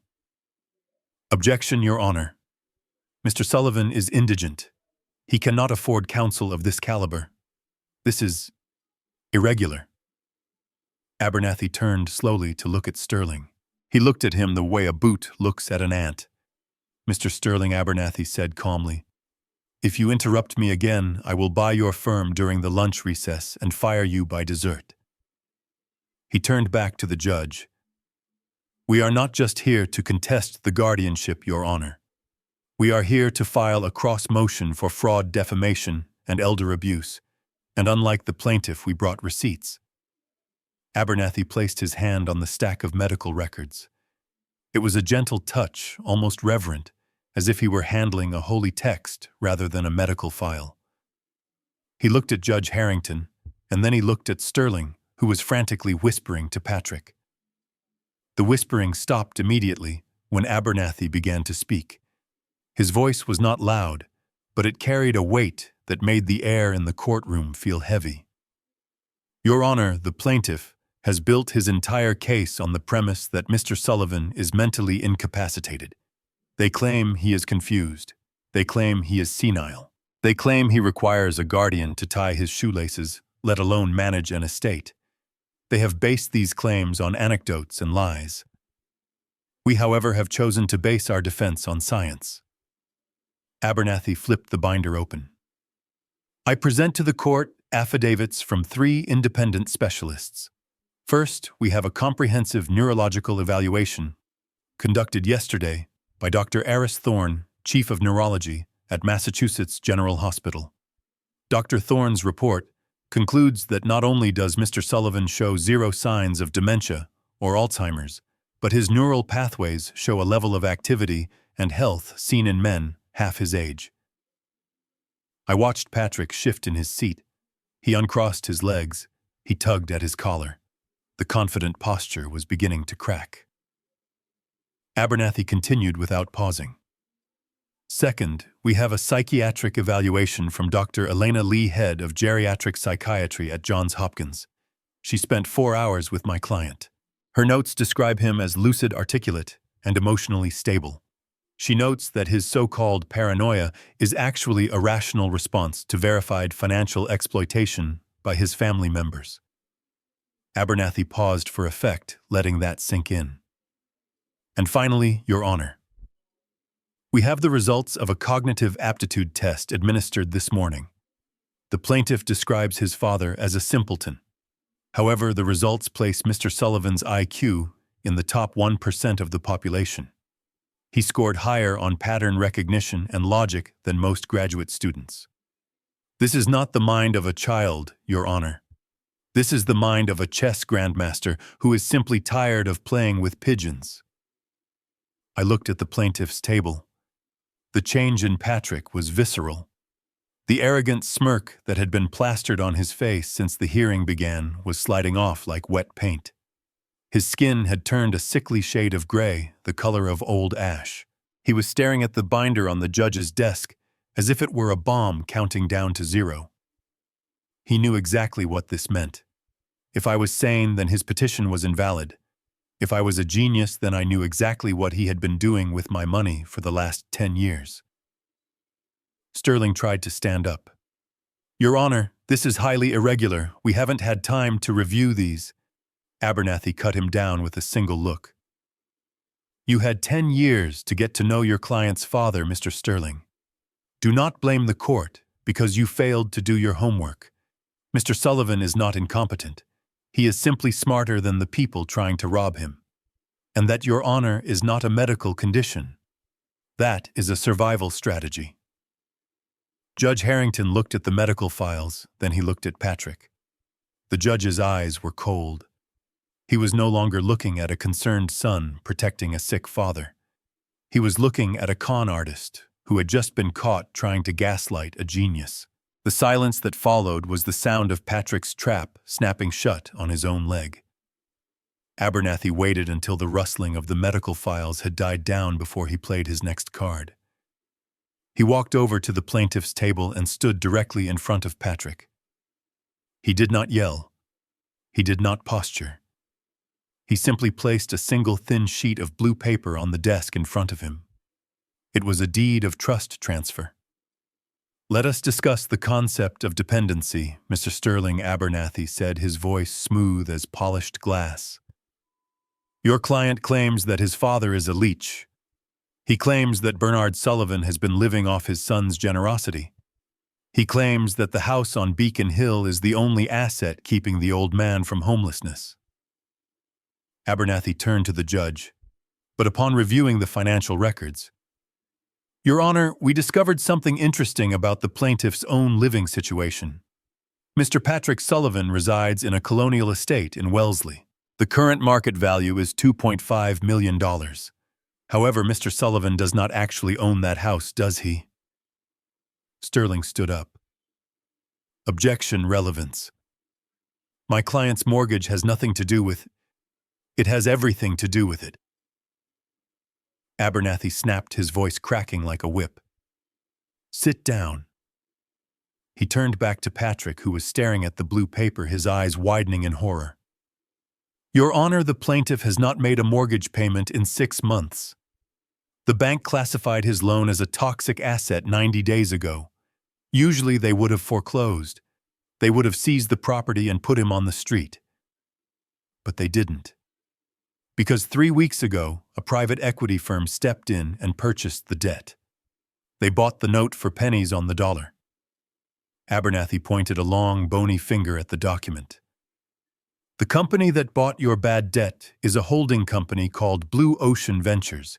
It is a shell company, Mr. Sterling. A quiet little entity used to manage high-risk assets. Patrick looked up, his face pale. I have never heard of them. I will pay them. I just need time. You do not need time, Patrick Abernathy said, leaning in close. You need to look at the signature line on the bottom of that page. You need to see who the sole proprietor of Blue Ocean Ventures is. Patrick looked down. His eyes scanned the document. He saw the legal jargon, he saw the transfer amount, and then he saw the signature in black ink. It was a signature he had seen on birthday cards. It was a signature he had seen on school report cards. It was a signature he had seen on the check he claimed was burned. Bernard Sullivan. The room seemed to tilt on its axis. Patrick gasped a sound that was half air and half scream. That is impossible, he whispered. He is broke. He is a pensioner. Abernathy smiled. It was the smile of a predator standing over a carcass. He is not broke, Patrick. He is your landlord. He is your bank. He owns the roof over your head. He owns the bed you sleep in. He owns the very chair you are sitting on right now. You called him a leech, but for the last 3 weeks, he has been the only reason you still have a front door key. You are not the provider of this family's son. You are a tenant, and you are getting evicted. I sat in the back and watched the realization destroy him. He looked at me across the courtroom. He didn't see a senile old man anymore. He saw the CEO of his nightmares. He saw the man who held the leash he had been choking himself with. I simply adjusted my glasses and turned the page of my notebook. Checkmate. The silence in the room was heavy and suffocating, the kind of silence that usually precedes a storm. Abernathy, my loyal attorney for over 30 years, adjusted his wire-rimmed glasses and pulled a single crisp document from his leather briefcase. He placed it on the mahogany table with a deliberate slowness that made my son Patrick shift uncomfortably in his chair. Patrick had walked into this meeting with the arrogance of a man who believed the world owed him a living, convinced that his financial troubles were merely a temporary inconvenience that I, his father, was obligated to fix. He was about to learn how wrong he was. Mr. Patrick Abernathy began, his voice devoid of any warmth or sympathy. You seem to be under the mistaken impression that your financial obligations regarding your estate are still held by the First National Bank. You believe you can negotiate with them, stall them, perhaps even charm them, as you have tried to do with your father for decades. You think you are dealing with a faceless corporate entity that will tolerate your excuses. Patrick let out a nervous, dismissive laugh, waving his hand as if swatting away a fly. Of course I can handle the bank, Abernathy. I just need a bridge loan. My father knows I'm good for it. The market has just been tough. I don't need a lecture on banking. Abernathy did not smile. He simply slid the document across the table. However, banks are businesses, Patrick, and bad debt is a liability they prefer to offload quickly. 6 months ago, when you missed your 3rd consecutive mortgage payment and ignored their final notice, the bank bundled your distressed asset and sold it.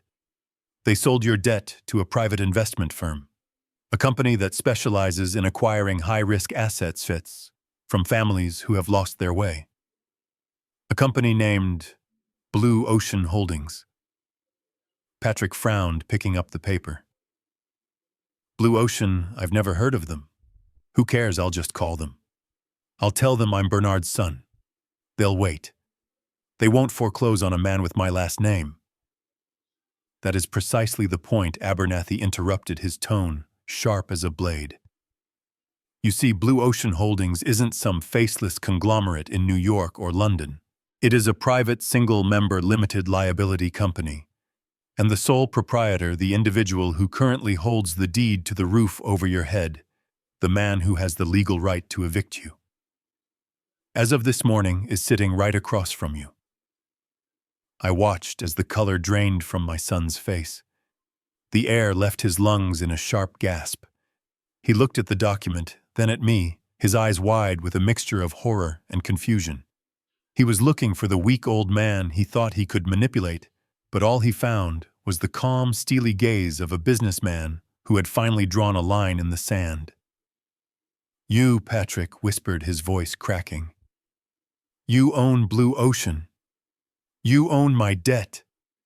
I leaned forward, clasping my hands on the table. I didn't feel triumph. I felt a deep, aching sorrow, the kind only a parent knows when they realize they must break their child to save them. "Yes, Patrick. I am Blue Ocean. I bought your debt because I knew the bank would have thrown you onto the street months ago. But do not mistake this for a bailout. I am not just your father anymore. In the eyes of the law, I am your creditor. And unlike the bank, I know exactly where every cent of your money went instead of paying your mortgage. I know about the gambling, the luxury cars, and the lies. You aren't negotiating with a stranger anymore. You are negotiating with the man you betrayed." The shock of realizing I was his creditor was still washing over Patrick's face, turning his skin a sickly shade of gray, but Abernathy was not finished. He was a man who believed in complete surgical precision, and he knew that the only way to truly dismantle the wall of arrogance my family had built was to show them exactly what they had thrown away. He reached into his briefcase one last time, bypassing the thin folders of legal notices, and pulled out a thick, leather-bound binder that hit the table with a heavy, authoritative thud. The sound echoed in the silent room, drawing every eye, including the judge's, to the center of the mahogany table. "You have spent years mocking your father's frugality," Abernathy said, his voice rising just enough to carry to the back of the room where the spectators were leaning forward. "You ridiculed his old car. You laughed at his worn suits. You assumed that because he did not wear his wealth on his sleeve that the wealth did not exist. You mistook modesty for poverty and prudence for lack. That was your most expensive mistake." Abernathy opened the binder. He began to read, not with dramatic flair, but with a cold, rhythmic cadence that made every item sound like a judgment. He listed the diversified stock portfolio I had started building 40 years ago, long before Patrick was even born. He read out the acquisition dates of blue-chip tech stocks purchased in the 90s that had split and multiplied in silence. He listed the commercial real estate holdings, not the small house I lived in, but the warehouses on the edge of the city and the retail block downtown that I had purchased when the market crashed and everyone else was selling.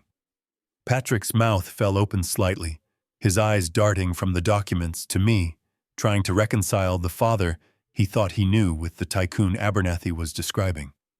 But it was Monica who drew my attention. She had been sitting with her arms crossed, looking at her nails with an air of bored superiority. As Abernathy continued listing treasury bonds and offshore high-yield savings accounts, her posture changed. She uncrossed her legs. She leaned forward. Her eyes widened, losing that glaze of indifference and replacing it with a raw, hungry panic. Abernathy turned the final page. "When we tally the liquid assets, the investment accounts, and the current market value of the real estate portfolio held under the personal trust of Mr. Bernard, the total net worth is not zero as you claimed in your filings. It is exactly $14,500,000. The number hung in the air, heavy and absolute. 14,500,000. For a second, nobody breathed. Then a sharp, clattering noise shattered the silence. Monica had been clutching her prized Hermes Birkin bag, the symbol of the status she desperate craved, the bag she had likely bought with money borrowed against a future she thought was guaranteed. Her hands went numb. The bag slipped from her manicured fingers and hit the floor, spilling a lipstick and a set of keys across the courtroom tile. She didn't even look down. Her jaw was unhinged, her mouth gaping open in a perfect circle of shock, staring at me as if I were a ghost who had just walked out of a bank vault. A collective gasp swept through the room, a wave of murmurs and whispers that the judge didn't even try to silence immediately. The spectators, the bailiff, even the court stenographer, they looked at me with new eyes. I wasn't the poor victimized old man anymore. I was the secret king they had tried to dethrone. I looked at Monica, watching the greed war with the regret in her eyes, and I felt a profound, quiet sadness. She wasn't shocked that she had hurt me. She was shocked at the fortune she had just realized she would never ever touch. I slowly pushed my chair back, and the sound of the chair legs scraping against the floor echoed like a gavel strike in the silent room. I stood up. My joints didn't ache today. My back was straight. For the first time in years, I didn't feel the weight of my age. I felt the immense, terrifying weight of the truth I was about to deliver. I walked around the mahogany table, my footsteps steady and deliberate, until I was standing directly in front of my son. Patrick looked up at me, his face pale and slick with sweat, his eyes darting back and forth as if searching for an exit that didn't exist. He looked small. He looked like a child who had broken something priceless and was waiting for the punishment. But I wasn't going to punish him with anger. I was going to punish him with reality. "You have spent your entire adult life apologizing for me, Patrick," I said, my voice low and steady, filling the room without the need to shout. "You apologized to your friends for my old car. You apologized to your wife for my worn-out suits. You looked at my life and you saw failure. You saw a man who couldn't keep up with the world. You looked at my bank account, or what you thought was my bank account, and you felt pity mixed with contempt." I leaned in closer, forcing him to meet my gaze. "But you were wrong. I was never poor. I was frugal. There is a vast difference that you, in your desperate need for validation, never bothered to understand. Poverty is a circumstance. Frugality is a choice. I chose to live simply because I know the value of $1. I chose not to flaunt my wealth because I wanted to protect you. I wanted you to build your own character, not rest on my laurels.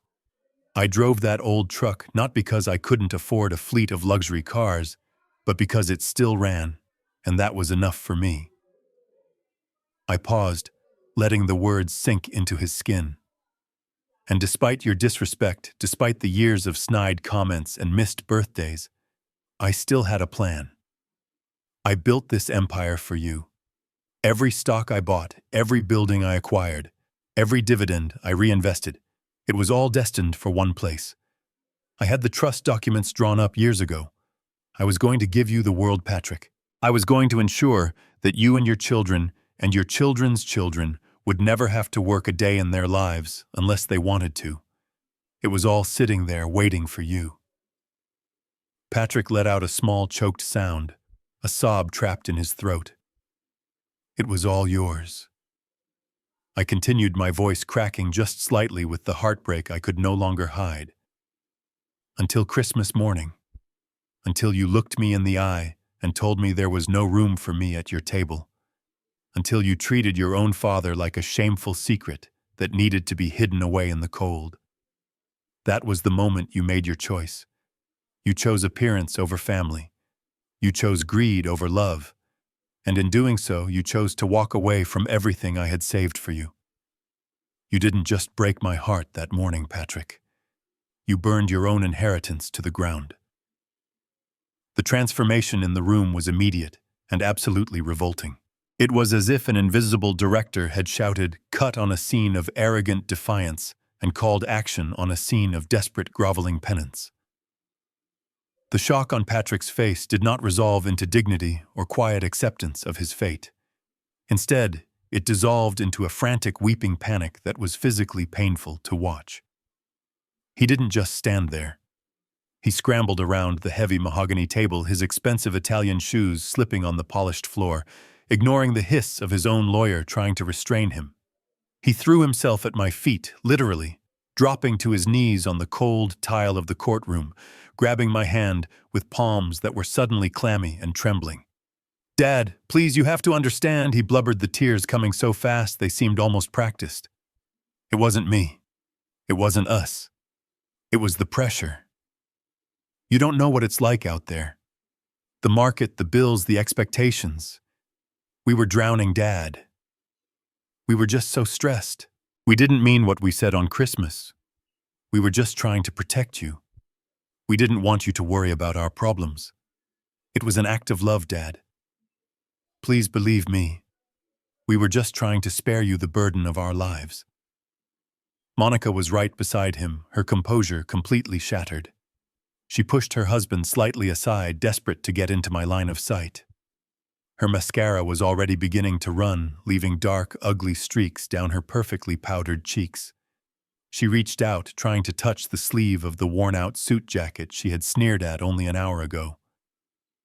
"Bernard," she cried, her voice pitching up into a shrill whine. "We are family. We make mistakes. But we love you. We have always loved you. I was just so overwhelmed with the house and the social obligations. I wasn't thinking clearly.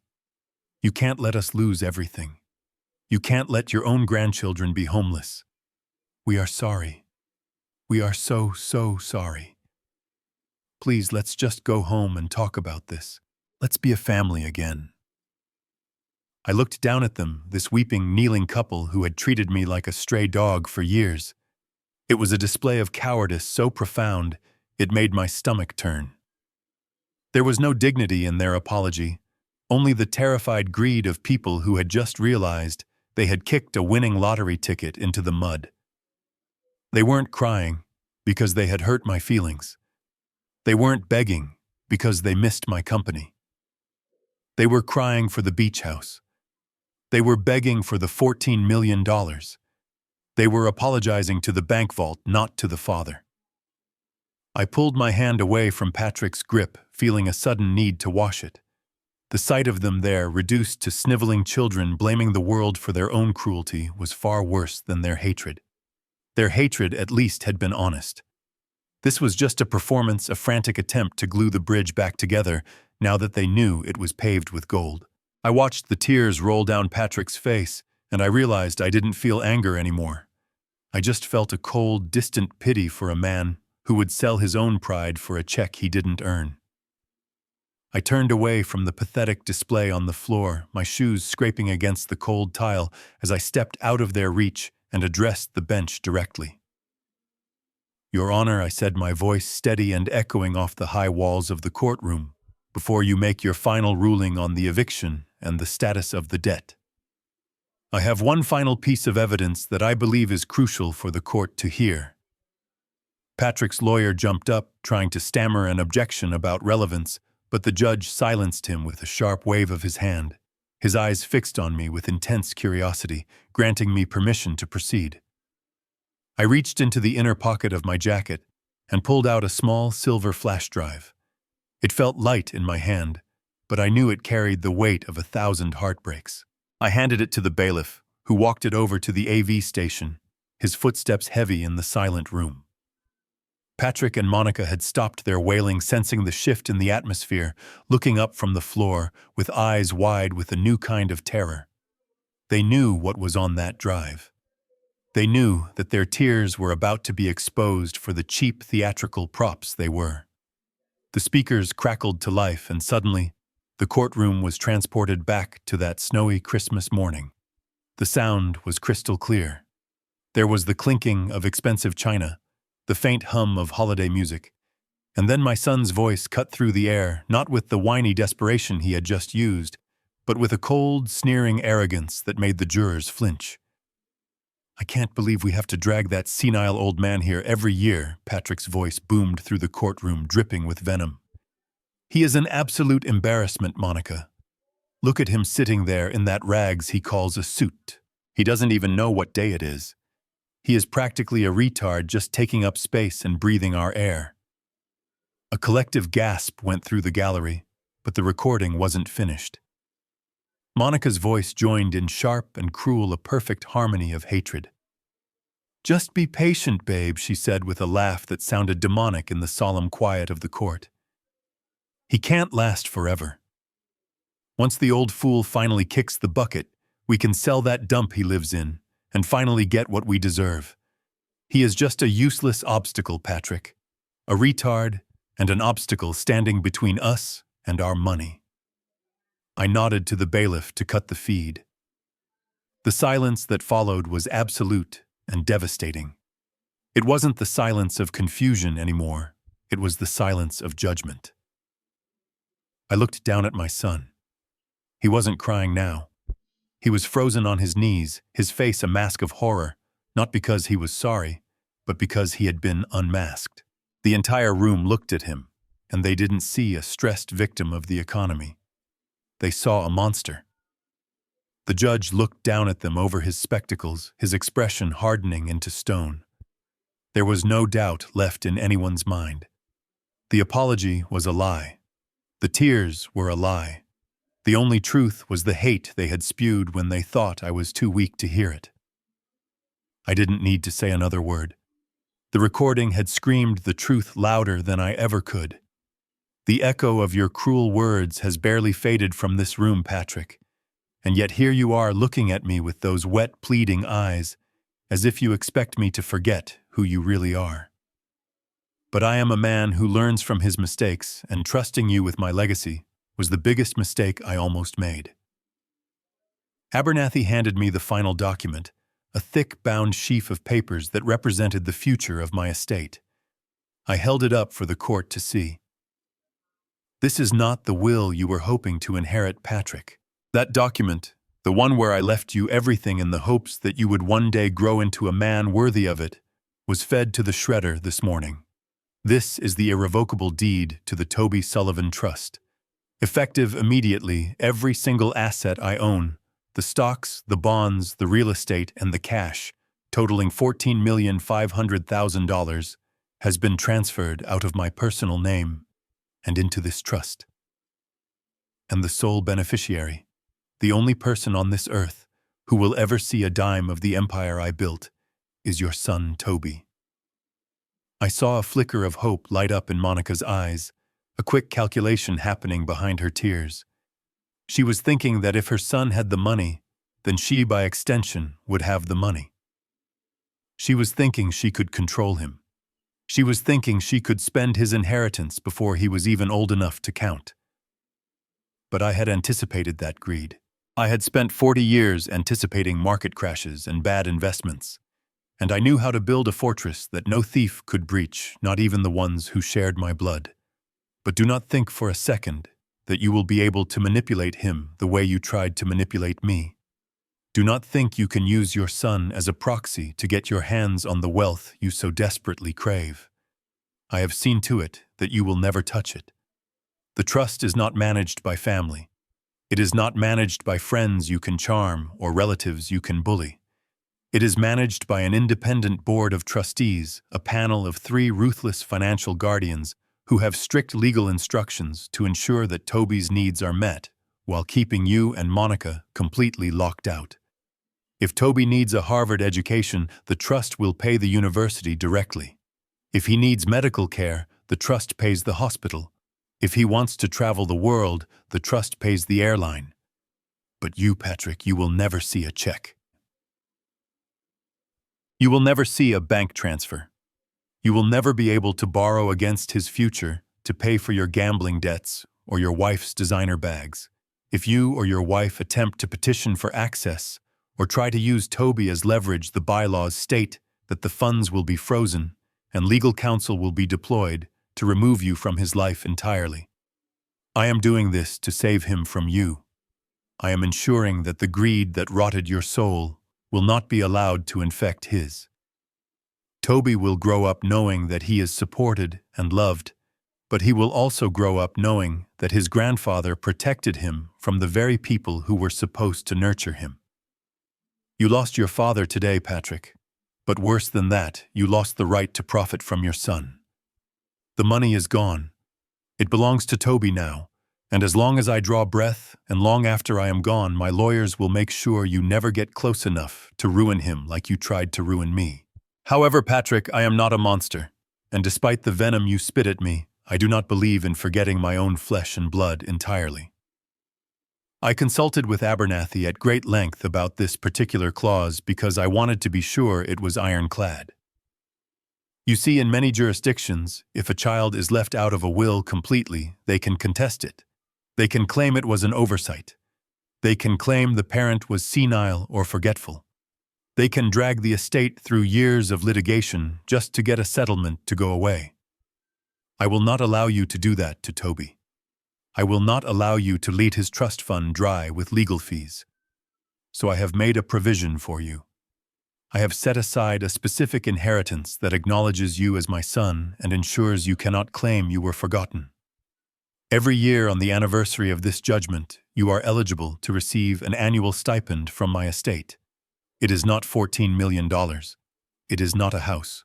It is exactly one single United States dollar. I watched Patrick's face contort, a muscle twitching violently under his left eye. A dollar, he whispered the word escaping his lips like a curse. It was an insult so precise, so mathematically calculated, that it hit him harder than if I had simply ignored him. It was a value judgment. It was me telling the world exactly what his loyalty was worth. But wait. Because like everything in life, Patrick, nothing is free. Even that single dollar must be earned. I am not just handing it to you. To receive your annual inheritance, you must appear in person at Abernathy's office. You cannot send a messenger. You cannot do it by mail. You must walk in there yourself, look my attorney in the eye, and submit a document. You must submit a handwritten letter addressed to Toby.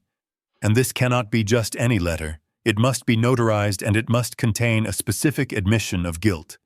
You will write to your son and you will apologize. You will not apologize for losing the money. You will apologize for being a failure of a father. You will admit in writing that you prioritized your greed over his grandfather. You will admit that you were willing to sacrifice family for status. And you will do this every single year for the rest of your life if you want that dollar. This is the price of your arrogance, Patrick. I am forcing you to sell your dignity for a single buck. I want you to feel the weight of that humiliation. I want you to remember every Christmas when you are scraping by that you could have had the world, but you traded it for a cheap laugh and a cruel insult. You called me a retard. You called me an obstacle. Well, Patrick, look at yourself now. You are a man on your knees, begging for scraps, condemned to apologize to a child for the sins of your own greed. You are the one who is small now. You are the one who is pitiful, and that $1 bill will be the heaviest thing you ever carry in your pocket. The silence in the courtroom following the revelation of the $1 inheritance was thick enough to choke on, but Abernathy was not a man to leave loose ends. He reached into his briefcase one final time, extracting a document that wasn't bound in leather or printed on archival paper. It was a standard stark white legal notice, the kind that signals the end of a life as you know it. He slid it across the table, the paper hissing against the mahogany until it stopped directly under Patrick's trembling hands. This concludes the reading of the will and the establishment of the trust. Abernathy announced, his voice shifting from the solemn tone of a family attorney to the razor-sharp precision of a corporate liquidator. However, we must now address the outstanding matter of your liabilities to Blue Ocean Holdings. As my client, Mr. Bernard, has just established, he is the sole owner of the debt secured against your primary residence. Patrick looked down at the paper, his eyes swimming with tears, unable to focus. "What is this?" he choked out. "It is a notice of acceleration and immediate foreclosure," Abernathy replied coldly. "You are currently 6 months in arrears on your mortgage payments. The contract you signed with the original bank contained a standard clause regarding insolvency and material adverse change. By admitting in open court today that you are drowning in debt and have no means to pay, you have triggered a default event. Blue Ocean Holdings is exercising its right to reclaim the collateral." Patrick looked up at me, his face a mask of absolute disbelief. "You are taking my house," he whispered. "You are kicking us out. Dad, you can't do this. It's Christmas. Where are we supposed to go?" I stood up, buttoning the jacket of my old worn suit. I didn't look like a father in that moment. I looked like the banker they had always feared. "I am not doing this, Patrick. You did this. You stopped paying your bills to buy status symbols you couldn't afford. You ignored the notices. You gambled on the idea that someone else would always be there to clean up your mess." I leaned over the table, my voice dropping to a steel whisper. "Blue Ocean is a business, Patrick. It does not run on sentiment. It runs on numbers. And your numbers do not add up. You have occupied a property you cannot pay for. You have lived a life you did not earn. And now the bill has come due. The eviction notice is effective immediately. You have exactly 30 days. Monica let out a strangled cry, clutching her chest. 30 days, she screamed. That's impossible. We have furniture. We have clothes. We have a reputation in that neighborhood. You can't just throw us on the street like common criminals. I turned my gaze to her, and for the first time she shrank back. You are not criminals, Monica. You are simply tenants who haven't paid their rent. 30 days is generous. Most landlords would have had the sheriff there this afternoon. But I will give you 1 month. 1 month to pack the designer clothes you bought, instead of paying your mortgage. 1 month to explain to your country club friends why the moving trucks are there. 1 month to find a life you can actually afford. I signaled to Abernathy that we were done. I turned my back on them, walking toward the heavy double doors of the courtroom. Behind me I could hear the sound of their world collapsing, the sobbing realization that the safety net they had jumped into was actually a concrete floor. I didn't look back. I had a grandson to protect, and I had wasted enough time on people who would sell me for $1. 30 days, Patrick. The clock starts now. The collapse of Patrick's life did not happen in slow motion. It happened with the brutal, efficient speed of a guillotine blade dropping. The 30-day grace period I had granted them for the eviction was barely a week old when the final fracture occurred. Monica, the woman who had stood by his side only when the ground was paved with gold, did not wait for the moving trucks. She did not help him pack the remnants of their shattered existence. She simply calculated her losses and exited the trade. The divorce papers were not served in a lawyer's office or with any semblance of dignity. She tossed them onto the kitchen island, right next to the pile of unpaid bills and final notices. Her eyes were dry, her expression cold and flat. She told him without a hint of irony that she could not be married to a failure. She said she had certain standards, certain expectations of a lifestyle that he could no longer provide. She didn't leave because she stopped loving him. She left because she realized he was poor. And just like that, the woman who had helped him dig his own grave climbed out of the hole and left him buried in it alone. Patrick was left standing in the wreckage of a life he had built on credit and arrogance. The luxury cars were repossessed. The club memberships were revoked. The friends who had drunk his expensive wine stopped answering his calls. He was stripped bare, forced to confront the world without the shield of his father's name or the illusion of his own success. And the world he found was a cold and unforgiving place for a man with no skills and a ruined reputation. He found work eventually, not in a corner office with a view, but under the humming, flickering, fluorescent lights of a discount supermarket on the edge of town. The man who had mocked his father's frugality now wore a cheap synthetic vest that smelled of other people's sweat. He stood behind a register for 8 hours a day, scanning coupons and bagging groceries for people he would have once refused to speak to. His hands, once manicured and soft, became dry and cracked from handling cardboard boxes and counting dirty change. Every day was a lesson in humiliation. He would see men his age walking in with their families, men who drove old trucks like his father. Men who wore worn-out boots but had smiles on their faces. He would watch them buy simple cuts of meat and bags of rice, laughing with their children each in ways he had never understood, until it was too late.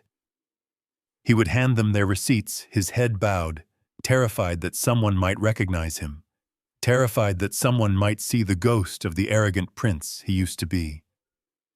But the nights were worse.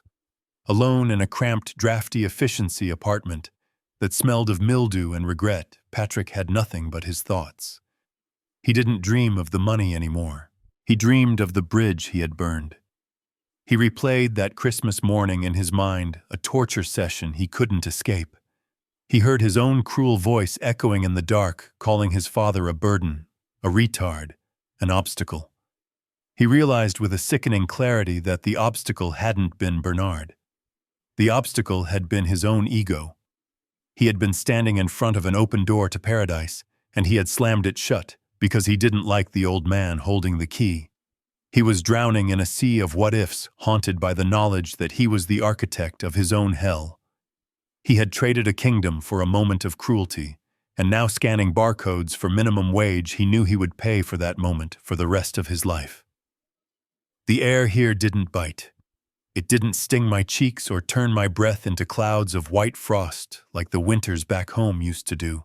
Here in the Florida Keys, the air was heavy with salt and warmth, a gentle blanket that seemed to loosen the deep, ancient knots in my old joints.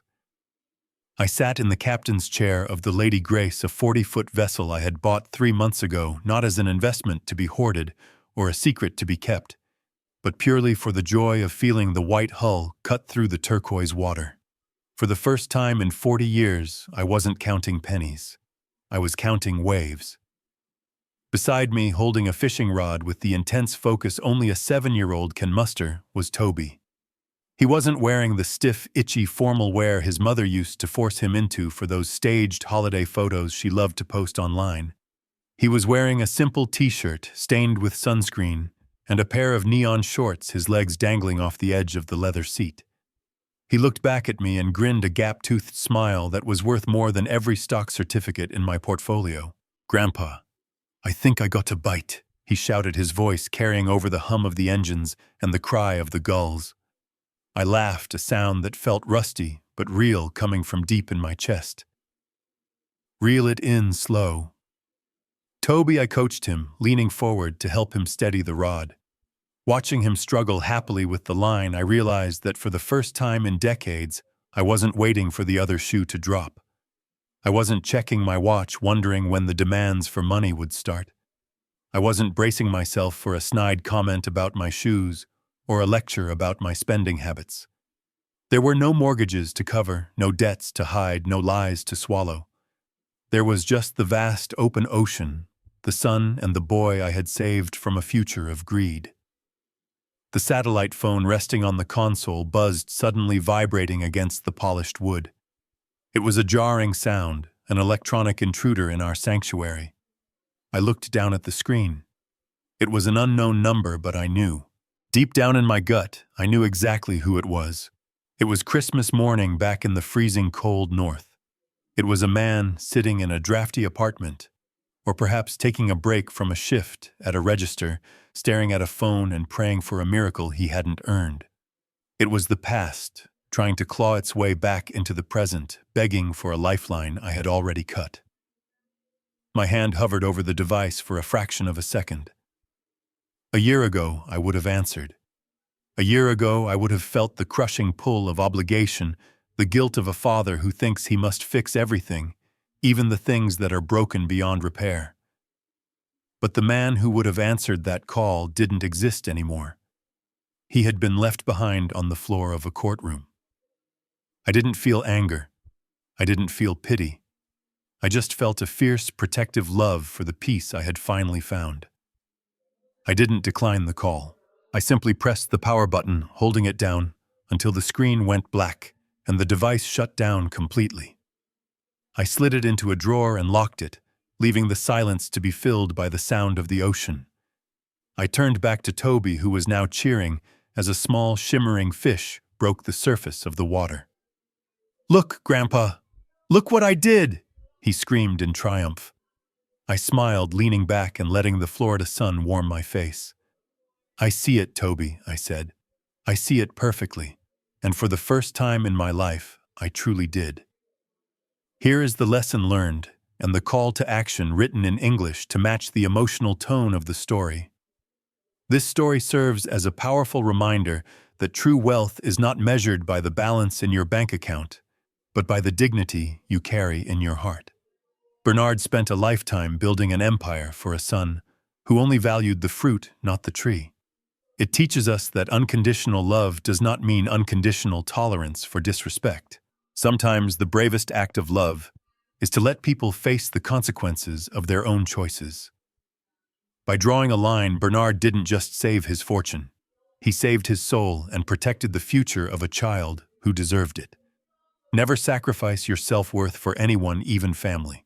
If you believe that respect is more valuable than money, please like this video and share your thoughts in the comments below. I read every single one.